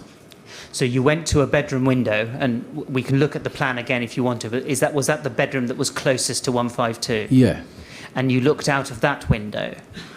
And what did you see? What did you see was going on in 152? As a flame, orange flame, is coming. And could you see smoke? To be honest, smoke. I don't remember smoke. Yeah, it's a little bit smoke. I can't say yes or no, so I'm not sure. It's better. Well, I don't recall. It's better to say. Yeah. What could you see of the flames? What color were they? Orange is really. It's still in. It's still in my mind. The shape of this flame is pure flame with orange. Proper orange color. It is in my mind, but I may not. And when you're referring there, and we can still see it at the bottom of page 25, that the fire is in the bedroom. Yeah. Were you referring there to a fire coming towards the bedroom in your flat, or to a location in flat 152? Yeah, the location to the Firefighter 2, which is getting to us anyway, basically. So that's why I'm repairing, I think. But at that time, the conversation with panic, you say anything what you want. But obviously, we are trying to put the point, So. Mr. Rowett, forgive my interrupting, but I take it you've got a few more questions. I do. I'm just wondering whether Mr. Tekle should have a break. We can do it now, that's not a problem. You can continue, okay. Would you like a break now? If you have if you want to have a few more questions, I don't mind. If you want, it's up to you. The trouble is, it can sometimes take rather longer than one might expect. Well, I'm coming to what will be, I think, a convenient break. So if I could just ask a couple more questions, or That should be, I hope. Let me take you to page 26, which is the last page of this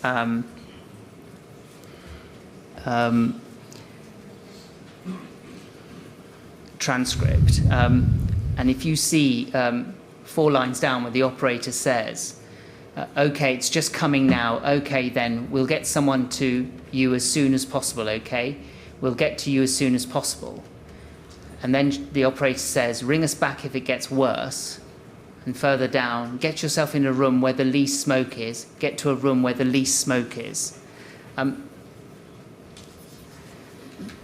That was advice you were being given at the end of that call. What did you do in response to that advice? I don't remember even I've been advised that at that time. You had gone to, you just told us you'd gone to your bedroom to look out. Yeah. Did you, after you made this call, did you move anywhere else within the flat?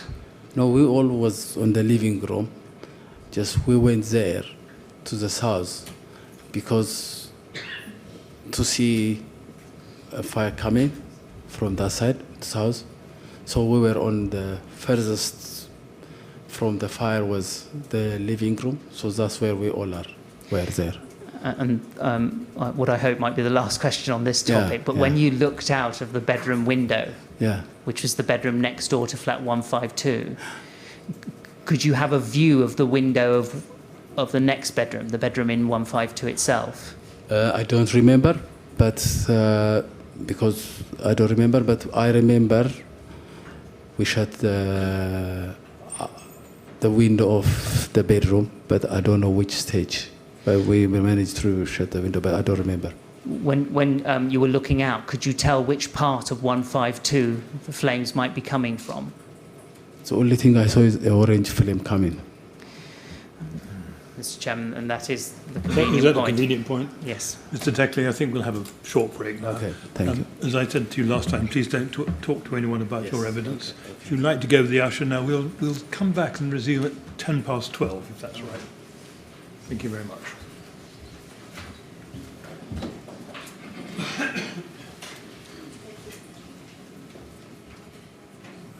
All right, 12:10, then, please.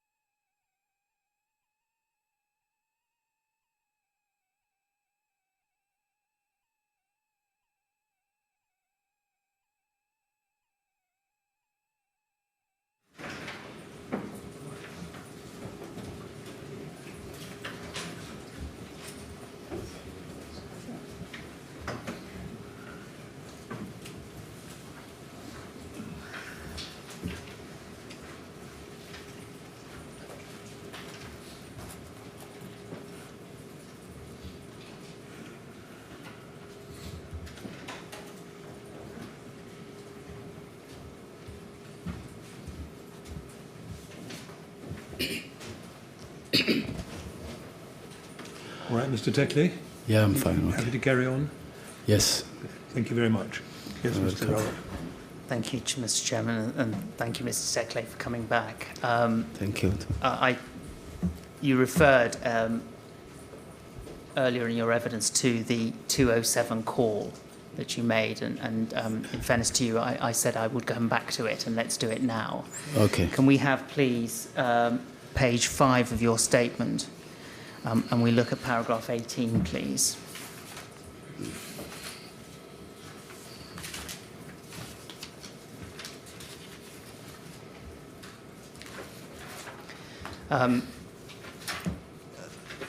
This is a call that was made to 999, but for which there isn't an audio recording, and therefore there isn't a transcript.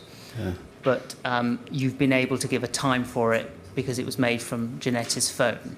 Is that right? Yeah. And if we look at the bottom, you say, and this was the first call that you recall making to 999, wasn't it? No. What I try to say there is depend on if I have a chance to listen that call. I could have been known if I make a call earlier than this or not. But unfortunately, this call has not been, I've been told it has not been connected to fire brigade. I wonder why. It has a duration of 3 minutes and 49 seconds. It's quite long. And I've been told that it's only, the BT's only kept the record for 90 days on this disaster. I don't know why the police not kept this. And I also remember when I had a meeting in Olympia with senior police investigator Matt Bond and Commander Kunde. I've remembered saying that there has been over 600 calls, and they've been said that those all calls have been heard. But I don't know this call has been included on that or not. Well, let's, can I just focus on this call, please? Okay. What you've been told about the audio is that, or this call, the information you've been given, I'm going to ask you what you remember about the call in a moment, but just to be clear, the information that you've been given is that the call was one that did not connect to the fire brigade. That's what I've been told, but I have a good memory of a conversation saying that we are dealing with it, and all the conversation. The reason why I say that, before or after, I have already been spoken with anyone apart from this call in English. So when I was talking to Abraham over the phone, it was all in Amharic. So that conversation is, I remember it has been said that, but I don't know why. With this disaster, the police and the BT doesn't kept it for that long. I will ask you, as I said, just about what your recollection of the conversation was, but and what you've been told is that the audio recording wasn't retained. Is that right? Yes. Well, let's go then to your recollection of this call. Yeah. And you've set out some of that, and you say my memory was that I was told that the London Fire Brigade were dealing with the fire at Grenfell Tower, and for us to stay where we were. I have a clear memory that the English words were dealing. Were used as I was speaking to the emergency services in English throughout my dealings with them. So, just firstly, is it your recollection and your evidence that you spoke to someone from the fire brigade? It could be Fire Brigade. If it could be BT, I don't know anything, but I remember I was talking about the fire, and I've been said that we're dealing. I was I don't know before that the BT is connecting to Fire Brigade. As far as I know, when we call 99, you ask Fire Brigade, you connect straight away. So I don't know it's Fire Brigade. I can't say to you which one, but the only thing I remember is we're dealing. And you say there in the that you were told for us to stay where we were. Can you remember what advice specifically you were given? the fire brigades are dealing with it. That's all I remember. Were you told to block up any windows? To be honest with you, even on previously when we talk about the previous call, so some of the things are not sure, so I don't say that or this. The only thing I remember is we're dealing.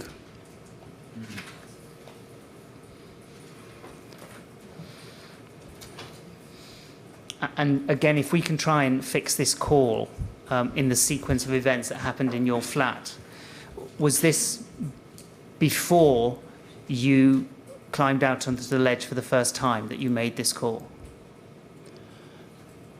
Yeah, I was thinking, even myself, when I read my statement, is it before or after? So I cannot assure you either before or after, but the only thing I'll say, maybe before, but I'm not 100% sure or after, so I would say I'm not sure. And was it, can you help us with whether it was before or after that firefighter came to your door? It must be before, I don't know. To be honest, I try to figure out that. So, because there's the sequence, it must be before, but obviously, I can't say 100%, but it sounds like before, but I'm not 100% sure.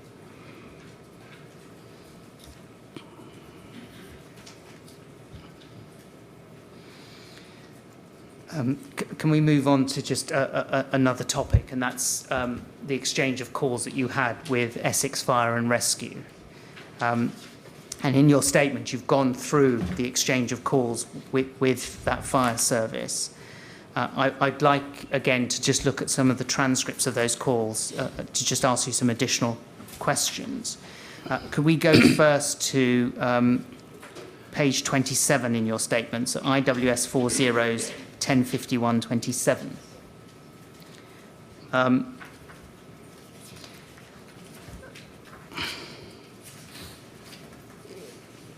This is the first page, Mr. Tekle, and just to help everyone in the room, the reference at the top gives us the time of the call. So just before the word Essex in that reference, there is the number 025100. So that tells us it's a call made at 2:51. But if I ask you, please, just to go to the next page.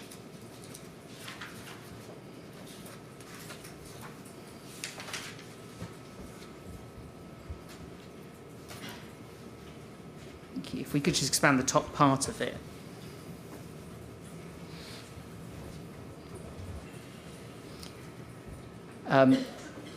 When the operator answers, you tell them that you're in flat 153. Yeah. Do you see that? And then the operator says, hello there, you're in 153. And you then say, yes, Grenfell Tower. The fire is all over our house. And there are then several inaudible words. What did you mean by saying fire is all over our house? Obviously, when I say that, it means it has been really very late for us. What at that time I was thinking. And we've been surrounded by fire, all our flat. So I try to explain to him the situation. And that's it, really. Do you remember whether, at the time that you made this call, whether there was any fire actually coming into your flat? The only thing I remember is, like I said to you earlier, the fire, orange flame comes from the 152. The operator then asks you, are you able to get to an emergency exit? And you say, no, it's full of smoke, there's a fire. You seem to be giving that answer in response to the question as to an emergency exit. Were you referring to an emergency exit in your answer? Obviously, the emergency exit is the fire exit. And is that the stairwell? Yeah. And But at that time, when I say this, emergency exit, it could be my front door, but common sensely, when you say emergency exit, as you've pointed out, it's later in time. It's now Yeah. 2:51. Yeah. Had you at any time gone to look to see what the conditions were like in the lobby? no, I haven't opened. I don't remember I'm opening the door. What information did you have that the emergency I think- exit was full of smoke? I think that may be one of the conversation we'll make with Rabia. I'm not 100% sure. See, everything was mess, but I must get that information somewhere. So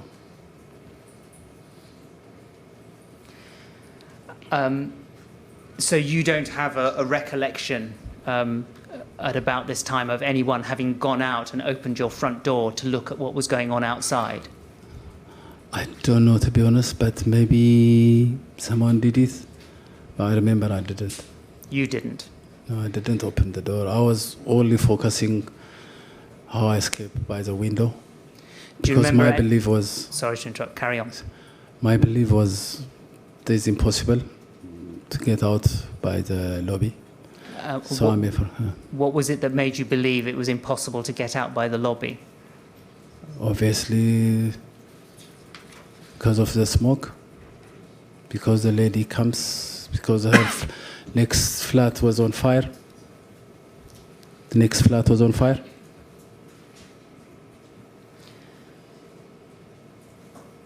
And we are passing through that to the fire exit. If we go down to the bottom of that page, the operator asks you, have you got anything you can put in front of the door, like a blanket or anything, to stop the smoke coming in? And you say, yeah, but the smoke is coming in from the outside. What was that a reference to? Yeah, I think at that stage I remember Gannat went to the kitchen and she told us that the smoke coming from the kitchen. I remember that. But I don't know which stage, but this is, I think it must be that one. And so did Gannett tell you how that smoke was actually getting into your kitchen? Yes, that's what she said to me. And how was it getting into your kitchen? You see, we are surrounded by fire. Both sides comes, one from south and from the other side. And was there any smoke, as far as you were aware, was there any smoke coming in through your closed front door? I think we all were in the living room. Well, if we go, please, to the next page, 29.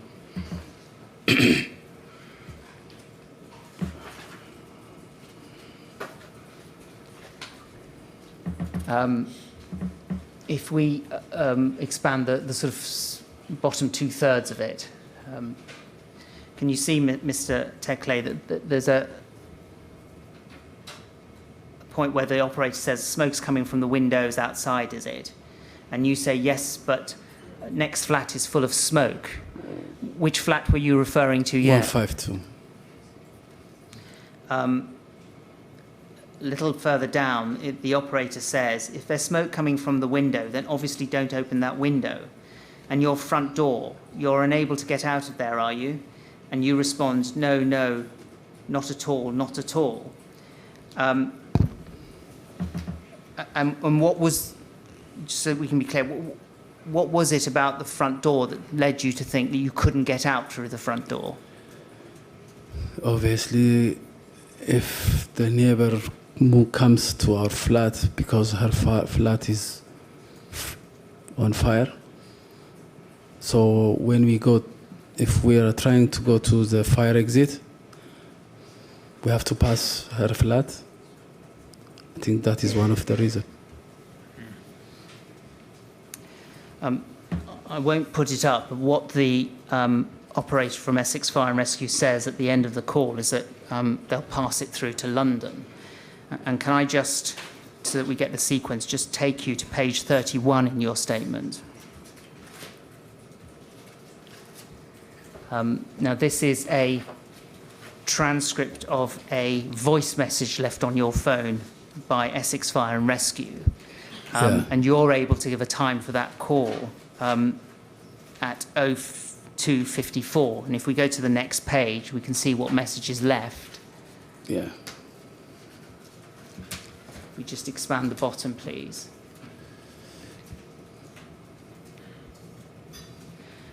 And in summary, Essex Fire Service say they spoke to you earlier, have spoken to London, and you should make every effort possible to get out of the building and go to your nearest fire exit. But is it right, Mr. Taylor, that you didn't listen to that voice message until after you'd left the tower? Yes. If you see on previous one, I got his missing call number, 016, and I called that number. And that's how I haven't have a time to listen this voice message. Can I take you then to page 33?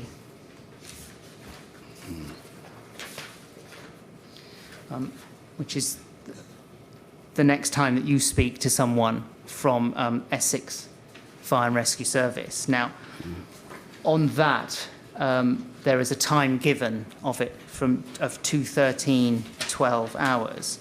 But in your statement, you've explained that it's at 2:56. That your belief is that it's at 2:56. Is that right?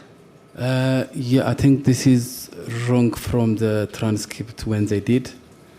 So the time is corrected. So I just take what I've been told is. Well, you must be right in that, because if we look at the next page, if we look at the top of page 34,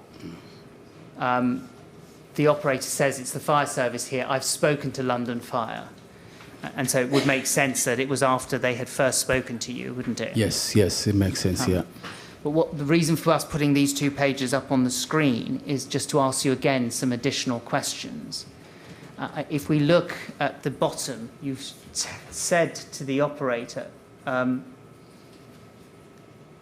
the operator's asked you how many people are with you, and you say it's about 4 adults and 5 children. So everybody's still in the flat, aren't they?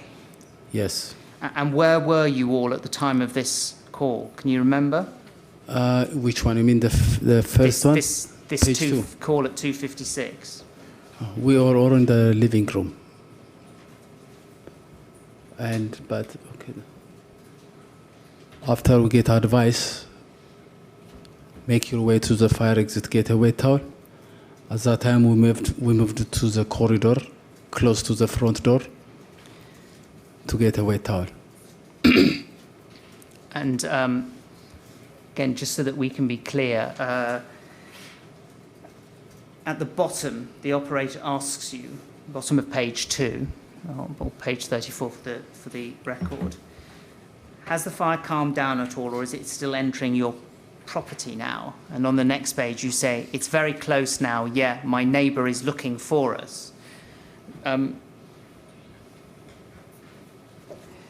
Again, at that time, was there any smoke coming into your flat? I mentioned it before. The smoke, according to Ghana, told me from the kitchen. So we already moved to the corridor, try to get out and get ready our service. So I would say the smoke was coming earlier from the kitchen. Was there any smoke coming into the bedrooms? From the bedroom, like I said, is orange flame, I remember. I think that's all what I remember. And no flames coming into your flat at this time? Yeah, I'm not sure, but I remember. I'm not sure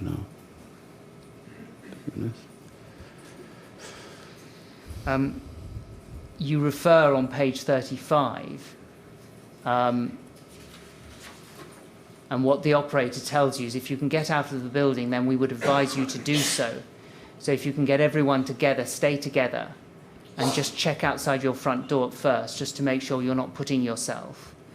And then I think you say, yeah. And then the operator says, sorry, you don't know what, sorry. And you respond, no, the front door we have, it's full of smoke and fire. Aside from what you told us earlier about the information you think you might have got from Rabia Yahya, at about this time, had you checked yourself to see what the conditions were like outside your flat, in the lobby area?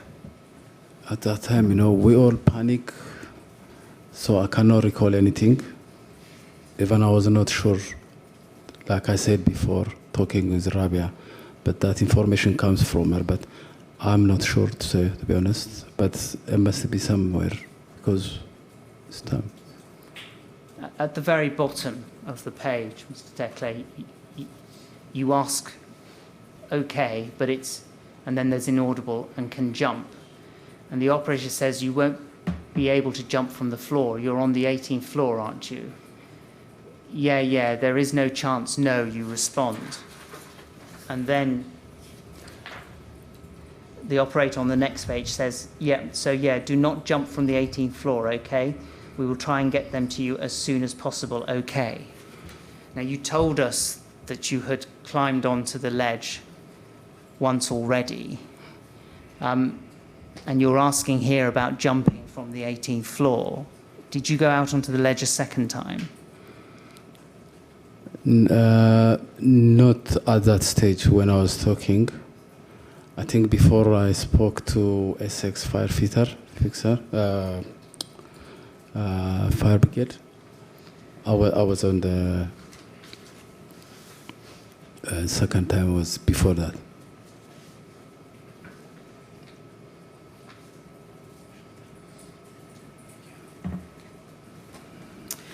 Could I have, please, up on the screen, IWS 50847, page 8.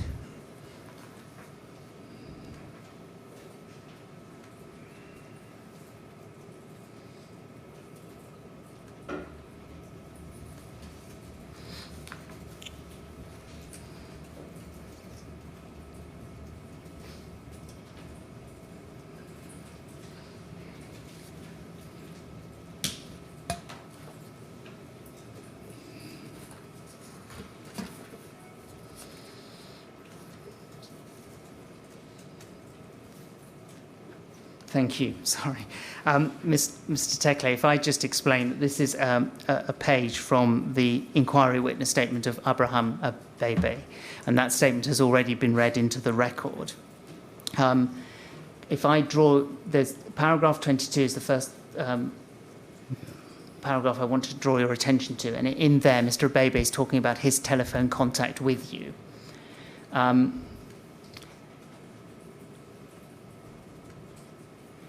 And if we pick it up from the bit where he says, I implored Paulos to find a firefighter, assuming that there must be some firefighters by now on the 18th floor. Paulos hung up, telling me he would try and find a firefighter. He phoned me back shortly afterwards and said that he had spoken to a firefighter and that the firefighter told him to remain in their flat. In other words, to stay put. So it would seem that you had that call after that first contact with the firefighter that I've asked you about, doesn't it? Yeah. But if we go down to the next paragraph, please.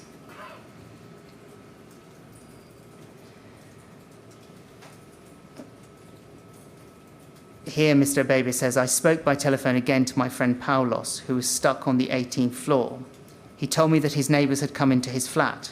Yeah. He told me that he was going to jump from the tower with and that's a reference to your son, in his arms. I begged him not to jump. I pleaded with him. He told me that the fire was coming from all sides and basically that their predicament was hopeless. I could see at this time that the fire had spread around and down the sides of the tower. Paulos hung up the telephone. I now understand from Paulos' wife that he was standing on the window ledge of his flat, preparing to jump when a firefighter knocked on the door of the flat. So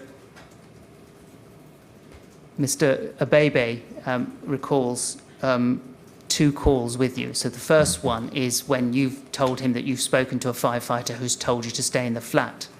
And the second one refers to you being on the ledge and preparing to jump when a firefighter knocked on the door of the flat. Does that help you at all in firstly saying how many times you sat on the ledge? How many times do you remember climbing onto the ledge? 2 times. And you've already told us about the first time. Yeah. So again, looking at that paragraph, does that help you to say when the second time was? Yeah, and as I said, the second time when the family from 152 moved to our flat. So is Mr. Abebe wrong about the reference that you were on the window ledge when a firefighter knocked on the door of the flat? I think he's mentioned about the first one.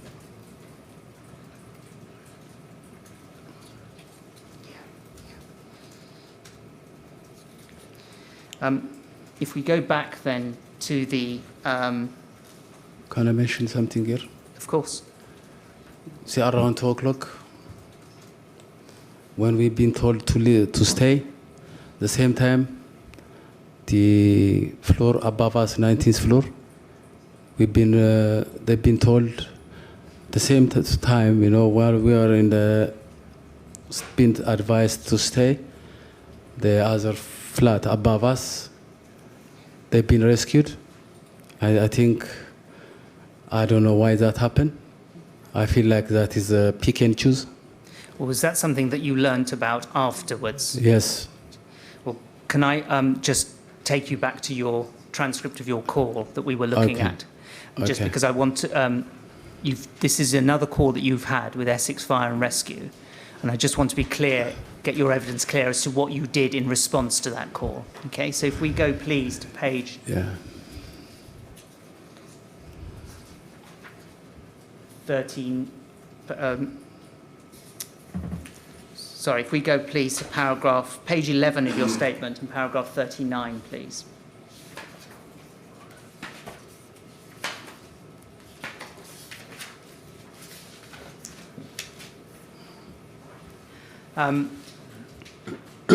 You've now had a call, an actual conversation, which you've put at 2:56 with Essex Fire and Rescue. This is the transcript that we were looking at a moment ago. What did you then start to do, having finished that call? We start preparing ourselves because he told us to get a wet towel and make your way to the fire exit. We know that there is no any choice. So Gannat and me, we start preparing ready to get a wet towel. And we moved to the bedroom, which is close to the front door. And I remember she gets some towels from the cupboard, but that was not enough. So we get it from the bed. On the bed, there is the storage on the bottom. You lift up the mattress, and you got the storage. So I remember I helped her opening that bed and start getting wet towel for everybody.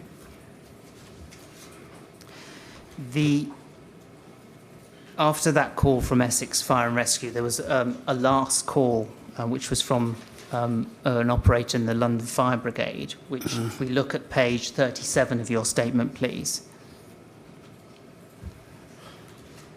The time of that call is 3:02:15, 3:02:35, forgive me. And I don't need to go to the detail of it, but in short, the operator told you to get out of the flat. To be honest, I've already advised by Essex Fire Service operator. So I don't remember even I had a conversation with that because we all were panicking and preparing ourselves to get a wet towel. So I've been told later that you have a conversation with the at this time. So I don't totally remember. Do you remember receiving a call? Slightly, but to be honest, we were really preparing because the advice is already get from a firefighter. But on this time, I really like to thank the Ras White, I now know, who was doing an effort to contact London Fire Brigade and to call us back in our mobile phone number, left us a voicemail, which is really good. So I think we only get help as his advices as well, change life. So I'd like to thank Ras White, if you see me today, thank you. On the basis that you can't remember this call, Not at all. can you, using your last call with Essex as a reference point, can you remember how soon after that call ended that you decided to leave your flat? Immediately he told me, make your way. So immediately after that, it's no really time. That's why we moved to the bedroom and the corridor. Can we go back then to your statement, page 12, and look at paragraphs 40 and 41?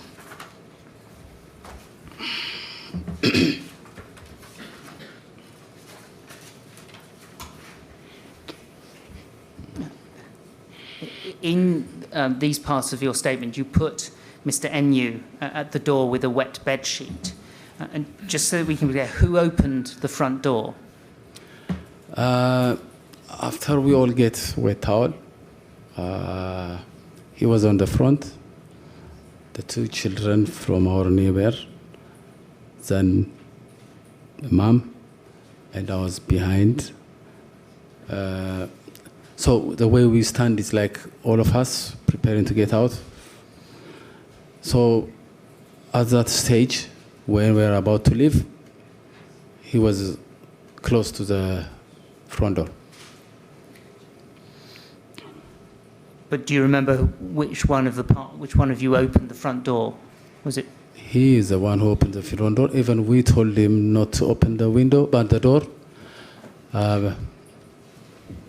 And when the door was opened, could you see out into the lobby area? Yeah, we were saying to him, don't open, because Gannat, she didn't have her wet towel on her. But he was panicking. And when I said to him, don't open, he was thinking that, saying, which one you take, which one you want me to take, which one you want to take, he said to me. And all of a sudden, we saw a fireman there. And I gave Lucas, my son, my youngest son, to hold and to take it, because we were panicked. We don't know what we're doing. I thought, and my youngest son doesn't want to go with him. He cried. I remember his order. He said, I don't want to go. And after, he keeps saying, yeah. He keeps saying, insisting that, which one you take, which one you take? Is there no time to think? I want to ask you in a moment about the firefighter that you saw. Yeah. But can you help us at all with, once that door was open, what you noticed about the conditions in the lobby area? Smoke coming already. And what kind of smoke was coming? I cannot say what color or anything, but I remember the alarm going off. Like I said previously, it's the loud. It's not loud. It's like. You told us you had two alarms, one in the hallway and one in the kitchen. Which alarm was set off? The one close to the front door. And although you can't say very much about the smoke, do you remember whether it had any effect on you when it came into the flat? You see, we were moving around to go to the bathroom, get a wet towel. You know, we all get everyone to get a wet towel. So I don't notice anything, but the only thing, the fireman was standing, being on the left-hand side, and watching all this drama, what we were doing. But we didn't know if we'd been told properly, we could tie the wet towel. We just say, get a wet towel, so we get a wet towel. But because of the panic, we not have time to think properly, so we all get wet towel and bed sheet, and we make our way. But he was there. And can I pause you there? I wonder whether if we show you a plan, you might be able to tell us where you saw this firefighter. Yeah. Can we have MET 000 12593, please, and page 12?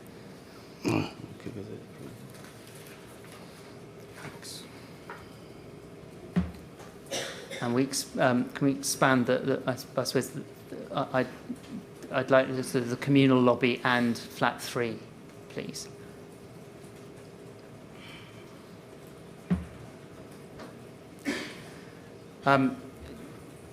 Just before I ask you to indicate where you first saw the firefighter, Mr. Tekle, can I ask you this?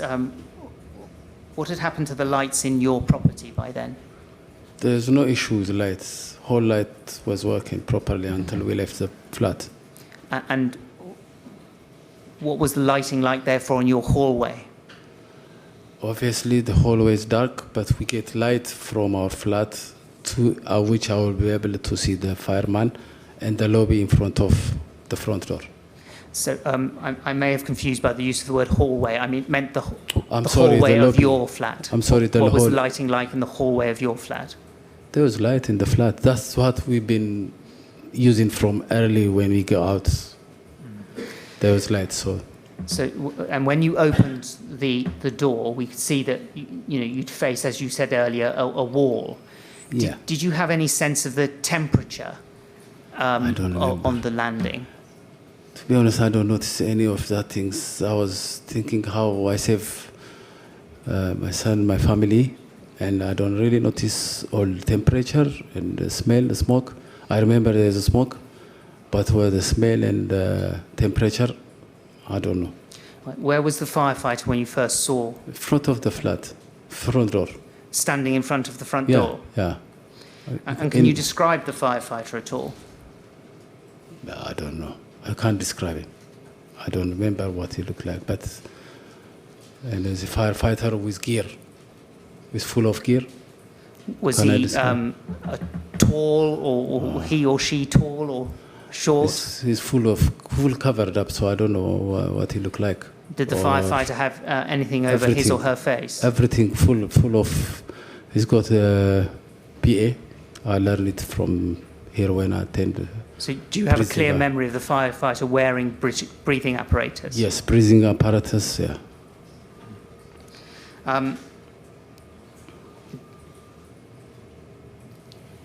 Did the firefighter say anything to you? No, we didn't have any conversation. He didn't say anything. But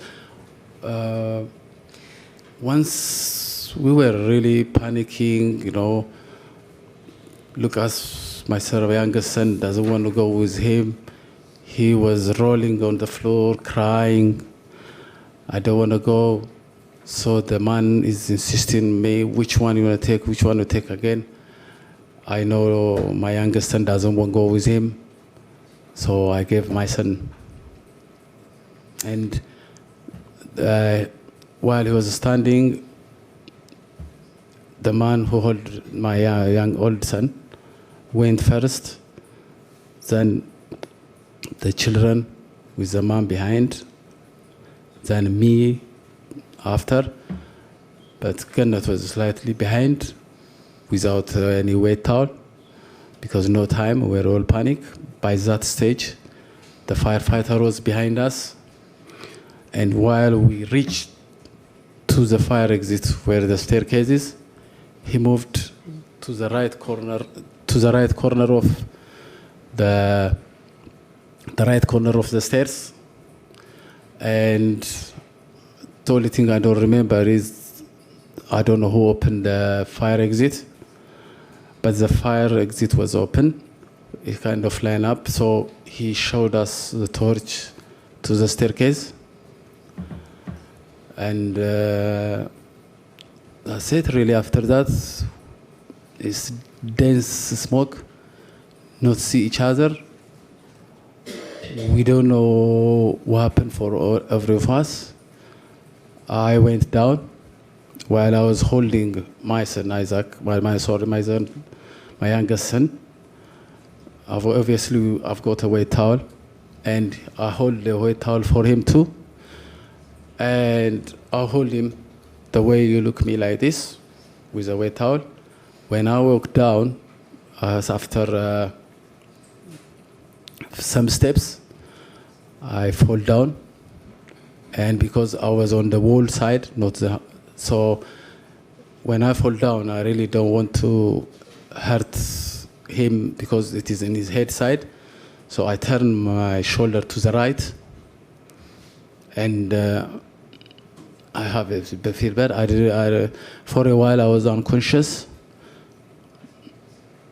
When I know myself, I realized where I was.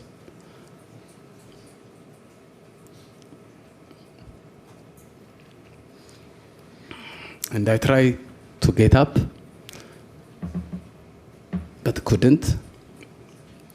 So I start walking, slide. So when I slide, I think I reached to the landing to go to the next staircase. And I turn, just sliding myself, go to the next. And after one or two level, maybe one level, I managed to get to the side of the handrail, which really saves me to walk on the side. When I fall down, my wet towel is full because we haven't been advised to tie. After that, I remember after a certain floor, the smoke was very, very dense. It's like a force pushing you back. So I was not able to get it. I attempted to go up, but I couldn't because I was sliding. Then couldn't breathe. So I was nearly falling back. And I don't know where it comes from. My stick told me to take Lucas's wet towel, which I kept holding it all the time. So I take some relief by taking out his wet towel from him and put it in my mouth and put it back to him. And I get relief. And going back, I done that a few times. Then I went all the way up to mezzanine floor or whatever, I don't remember what floor, by slide, holding my son. Can I just ask you, just to take you back a little bit, you've described that one firefighter that you saw when you were coming out of your flat. Yeah. Did you see any other firefighters in the lobby area at all? To be honest, I only see one firefighter. I haven't seen anybody. We are always way behind. There may be one in the front, but like I said, it's very, very dark. You don't see anything. Even from early stage, we've been using our flat light to be able to see the lobby. So I didn't see anything. Even when he do the torch to show us the stairs, the short, because of the smoke and the darkness, is not that strong, the light. You've explained that the firefighter was using the torch Yeah. and standing by the stairwell door. Yeah. Can you just, if you stand up, are you able to indicate where the firefighter was when you went through the door? Okay.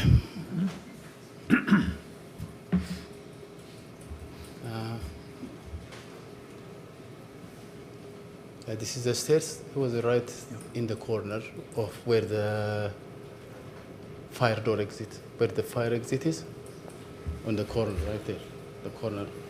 No, when you go to the stairs, it was right on the corner, behind the right side. Was he in the stairwell itself or still No, in the he was in lobby the area? lobby. He was in the lobby behind us. So he was in the lobby area just by the door? Yeah, by the door. But I'm not sure if he hold the door or not.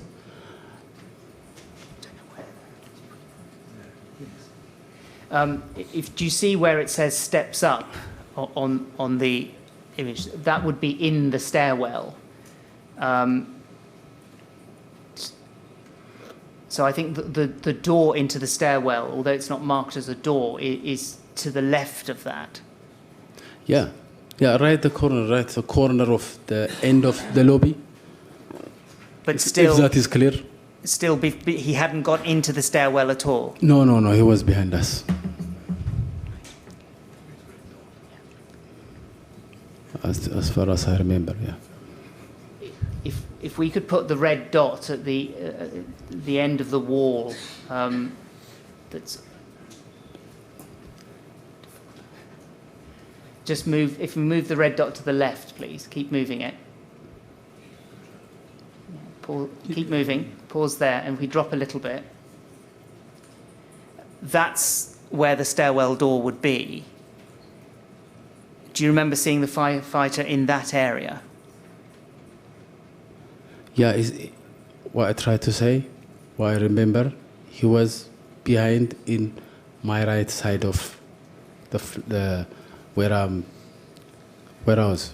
So as you went through the stairwell door, you had a sense of the firefighter being behind you and on your right side? Yes, that's the position when he shows the torch.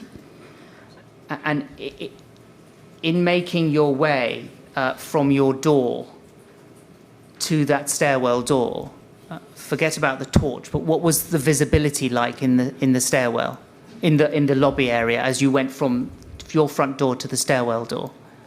I don't remember any visibility. We were just walking by using his flat because he was torching it from behind once we left the flat.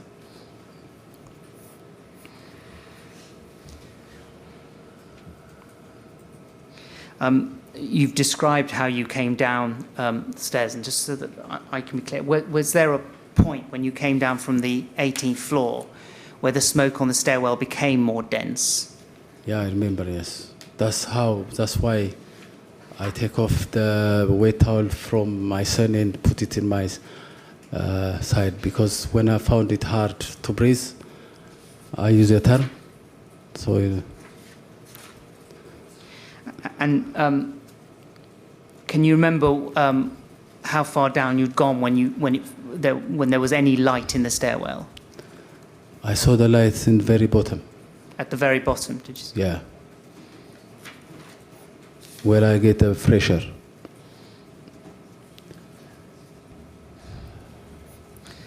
Can I take you, please, to paragraph 46 in your statement, page 13, please. How you begin that paragraph, Mr. Tekle, is we went out of the tower to the ambulance, and just so that we can understand what happened after you left the tower, did you receive medical treatment straight away? Yeah, the emergency service was there. The first, they were checking my son, and after that, they see us and they give us oxygen, and they put a number. They gave us number for my son. They say they prioritize. They see his condition, and the prioritize was like a priority, less priority, depend on the seriousness of his. So I remember the number was 3. So I don't know that number is priority 3, 1 or 2, but the number was 3. I hold it in my hand at that time. So the treatment we get is how we were sure, and get a small oxygen, which we breathe. You've explained how you and came. The water, yeah. I'm sorry to interrupt. Do you want to finish your answer? No, yeah, finish, yeah. You've explained that your descent down the stairwell. What was the physical effect on you when you came out of the tower? How were you feeling? Once I get down to the very bottom, right behind me, Gannet, which I couldn't stand on the mezzanine floor, so I can't handle Lucas because of the back, the pain on the back. So I gave her to help me, and I stand up holding the handrail and like lying to the lobby handrail is like that. And I've been there rest, but everyone was surprised that we managed. I was not being broken. They were saying to me, "I'm lucky." They said because of coming down slides all the way down. But that's all really. Mr. Tekle, in your statement, and it begins from paragraph 46, you set out the steps that you took immediately to find your son Isaac. Yeah. After you escaped from the tower, and indeed in the hours days that followed. I mean no disrespect to you or to your family when I say that I don't have any questions for you about that aspect of your evidence and of your statement. At the moment, I have no further questions to ask you, but there may be other questions that others ask me to put to you, but I'll need to pause in order for that to happen. Well, Mr. Tekle, that's almost the end of your evidence. I think you would probably prefer to finish it now before we break for lunch, wouldn't you? So we're going to have a short break now, only 5 minutes, so that Mr. Rawat and others can just think about whether there are any other questions they need to ask you. Yeah, okay. All right? So Okay. would you like to go with the usher, and we'll come back at 1:05 and see whether there are more questions for you. Okay. Thank you very much.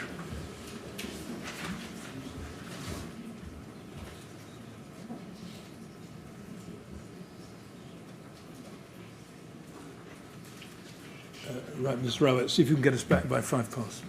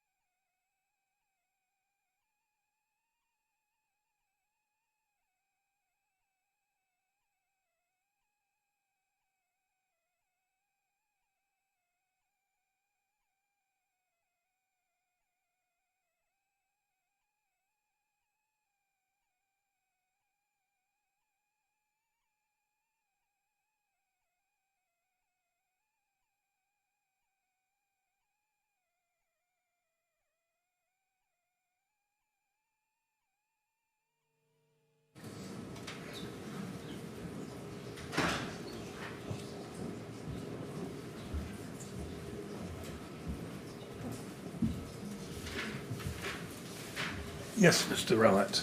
Just one matter. Yes, of course. Right. Thank you.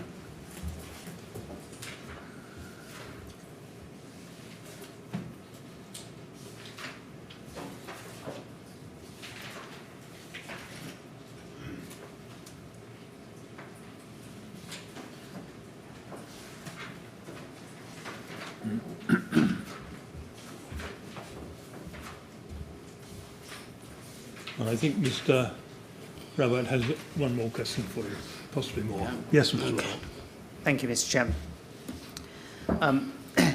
Mr. Tekle, before I deal with the final question or two, can I thank you for the patient way in which you've answered my questions today. We've gone through a great deal of detail and you've been very careful about giving your evidence.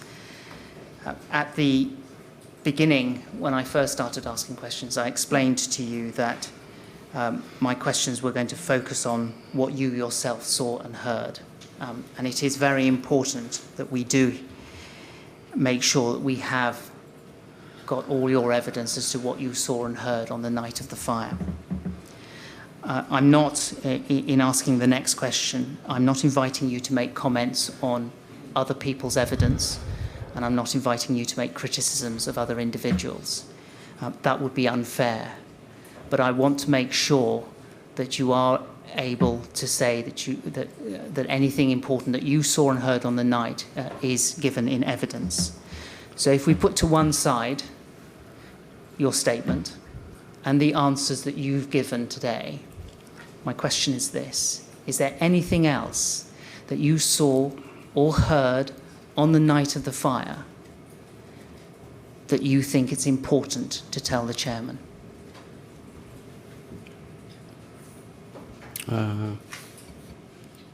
First, when we get down,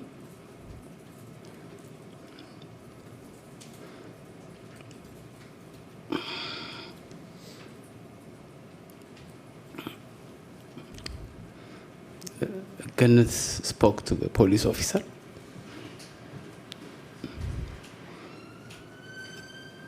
Actually, he told us as well that I was missing, but there was misunderstanding. But if that police officer could tell the firefighter, because they know they were not listeners, that he was missing, I think there may be more chance of to get him, if either alive or not alive. And there was no any one asked us what was happening at the ground, and that's and another thing. I have something which I'm going to read. It's very difficult, but I have to.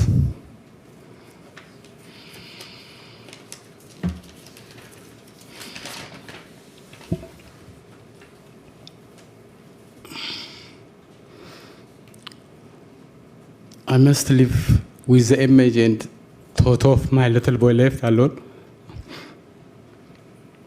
on stairs of horror all night. But our nightmare doesn't end there. Our little boy was trampled. This is very painful.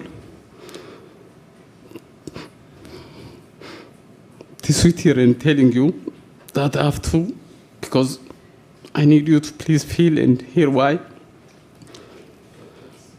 I have been let down by Firefighter Brigade, London Firefighter Brigade. My son would have been alive today if we had been allowed to leave earlier. When they came in telling us to stay, which they tell the other flat living one floor above us, 19th floor, around the same time, they've been carried and rescued, which I'm pleased. But I was asking myself, why not us? The other, most importantly, which I'm very angry, last week I managed to get through the inquiry the man who held my son's statement, I don't understand why the fireman, they prioritized the man holding my child, an adult, over my son Isaac. If they had held my son's hand, I truly believe he would have been alive today. What is shocking me, the man who held my son, he'd been helped from all the way from top to bottom. And in his statement, I found it hard to say that he's been holding in one hand the fireman, another hand my son, and he sleep there. Why is that fireman didn't hold my hand, my son's hand? It's very hard to wait all this long to listen this. So this is what happened.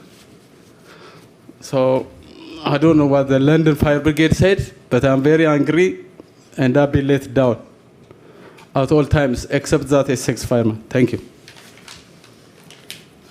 Mr. Tekle, I can understand your anger, and you've had a terrible experience, you and Gannett, and I'm sorry that we've had to ask you to come and talk about it again today, but I want you to know that your evidence is very helpful to us, and so although it's painful for you, it is, as I say, of great value to the inquiry. And can I say on my own behalf, and I suspect on behalf of everyone else here, how sorry we are about the terrible loss of your son Isaac, and offer you and Gannett our condolences as far as that can be of any help at all. So thank you very much for coming. Okay, thank you. And now you're free to go if you want to. Okay.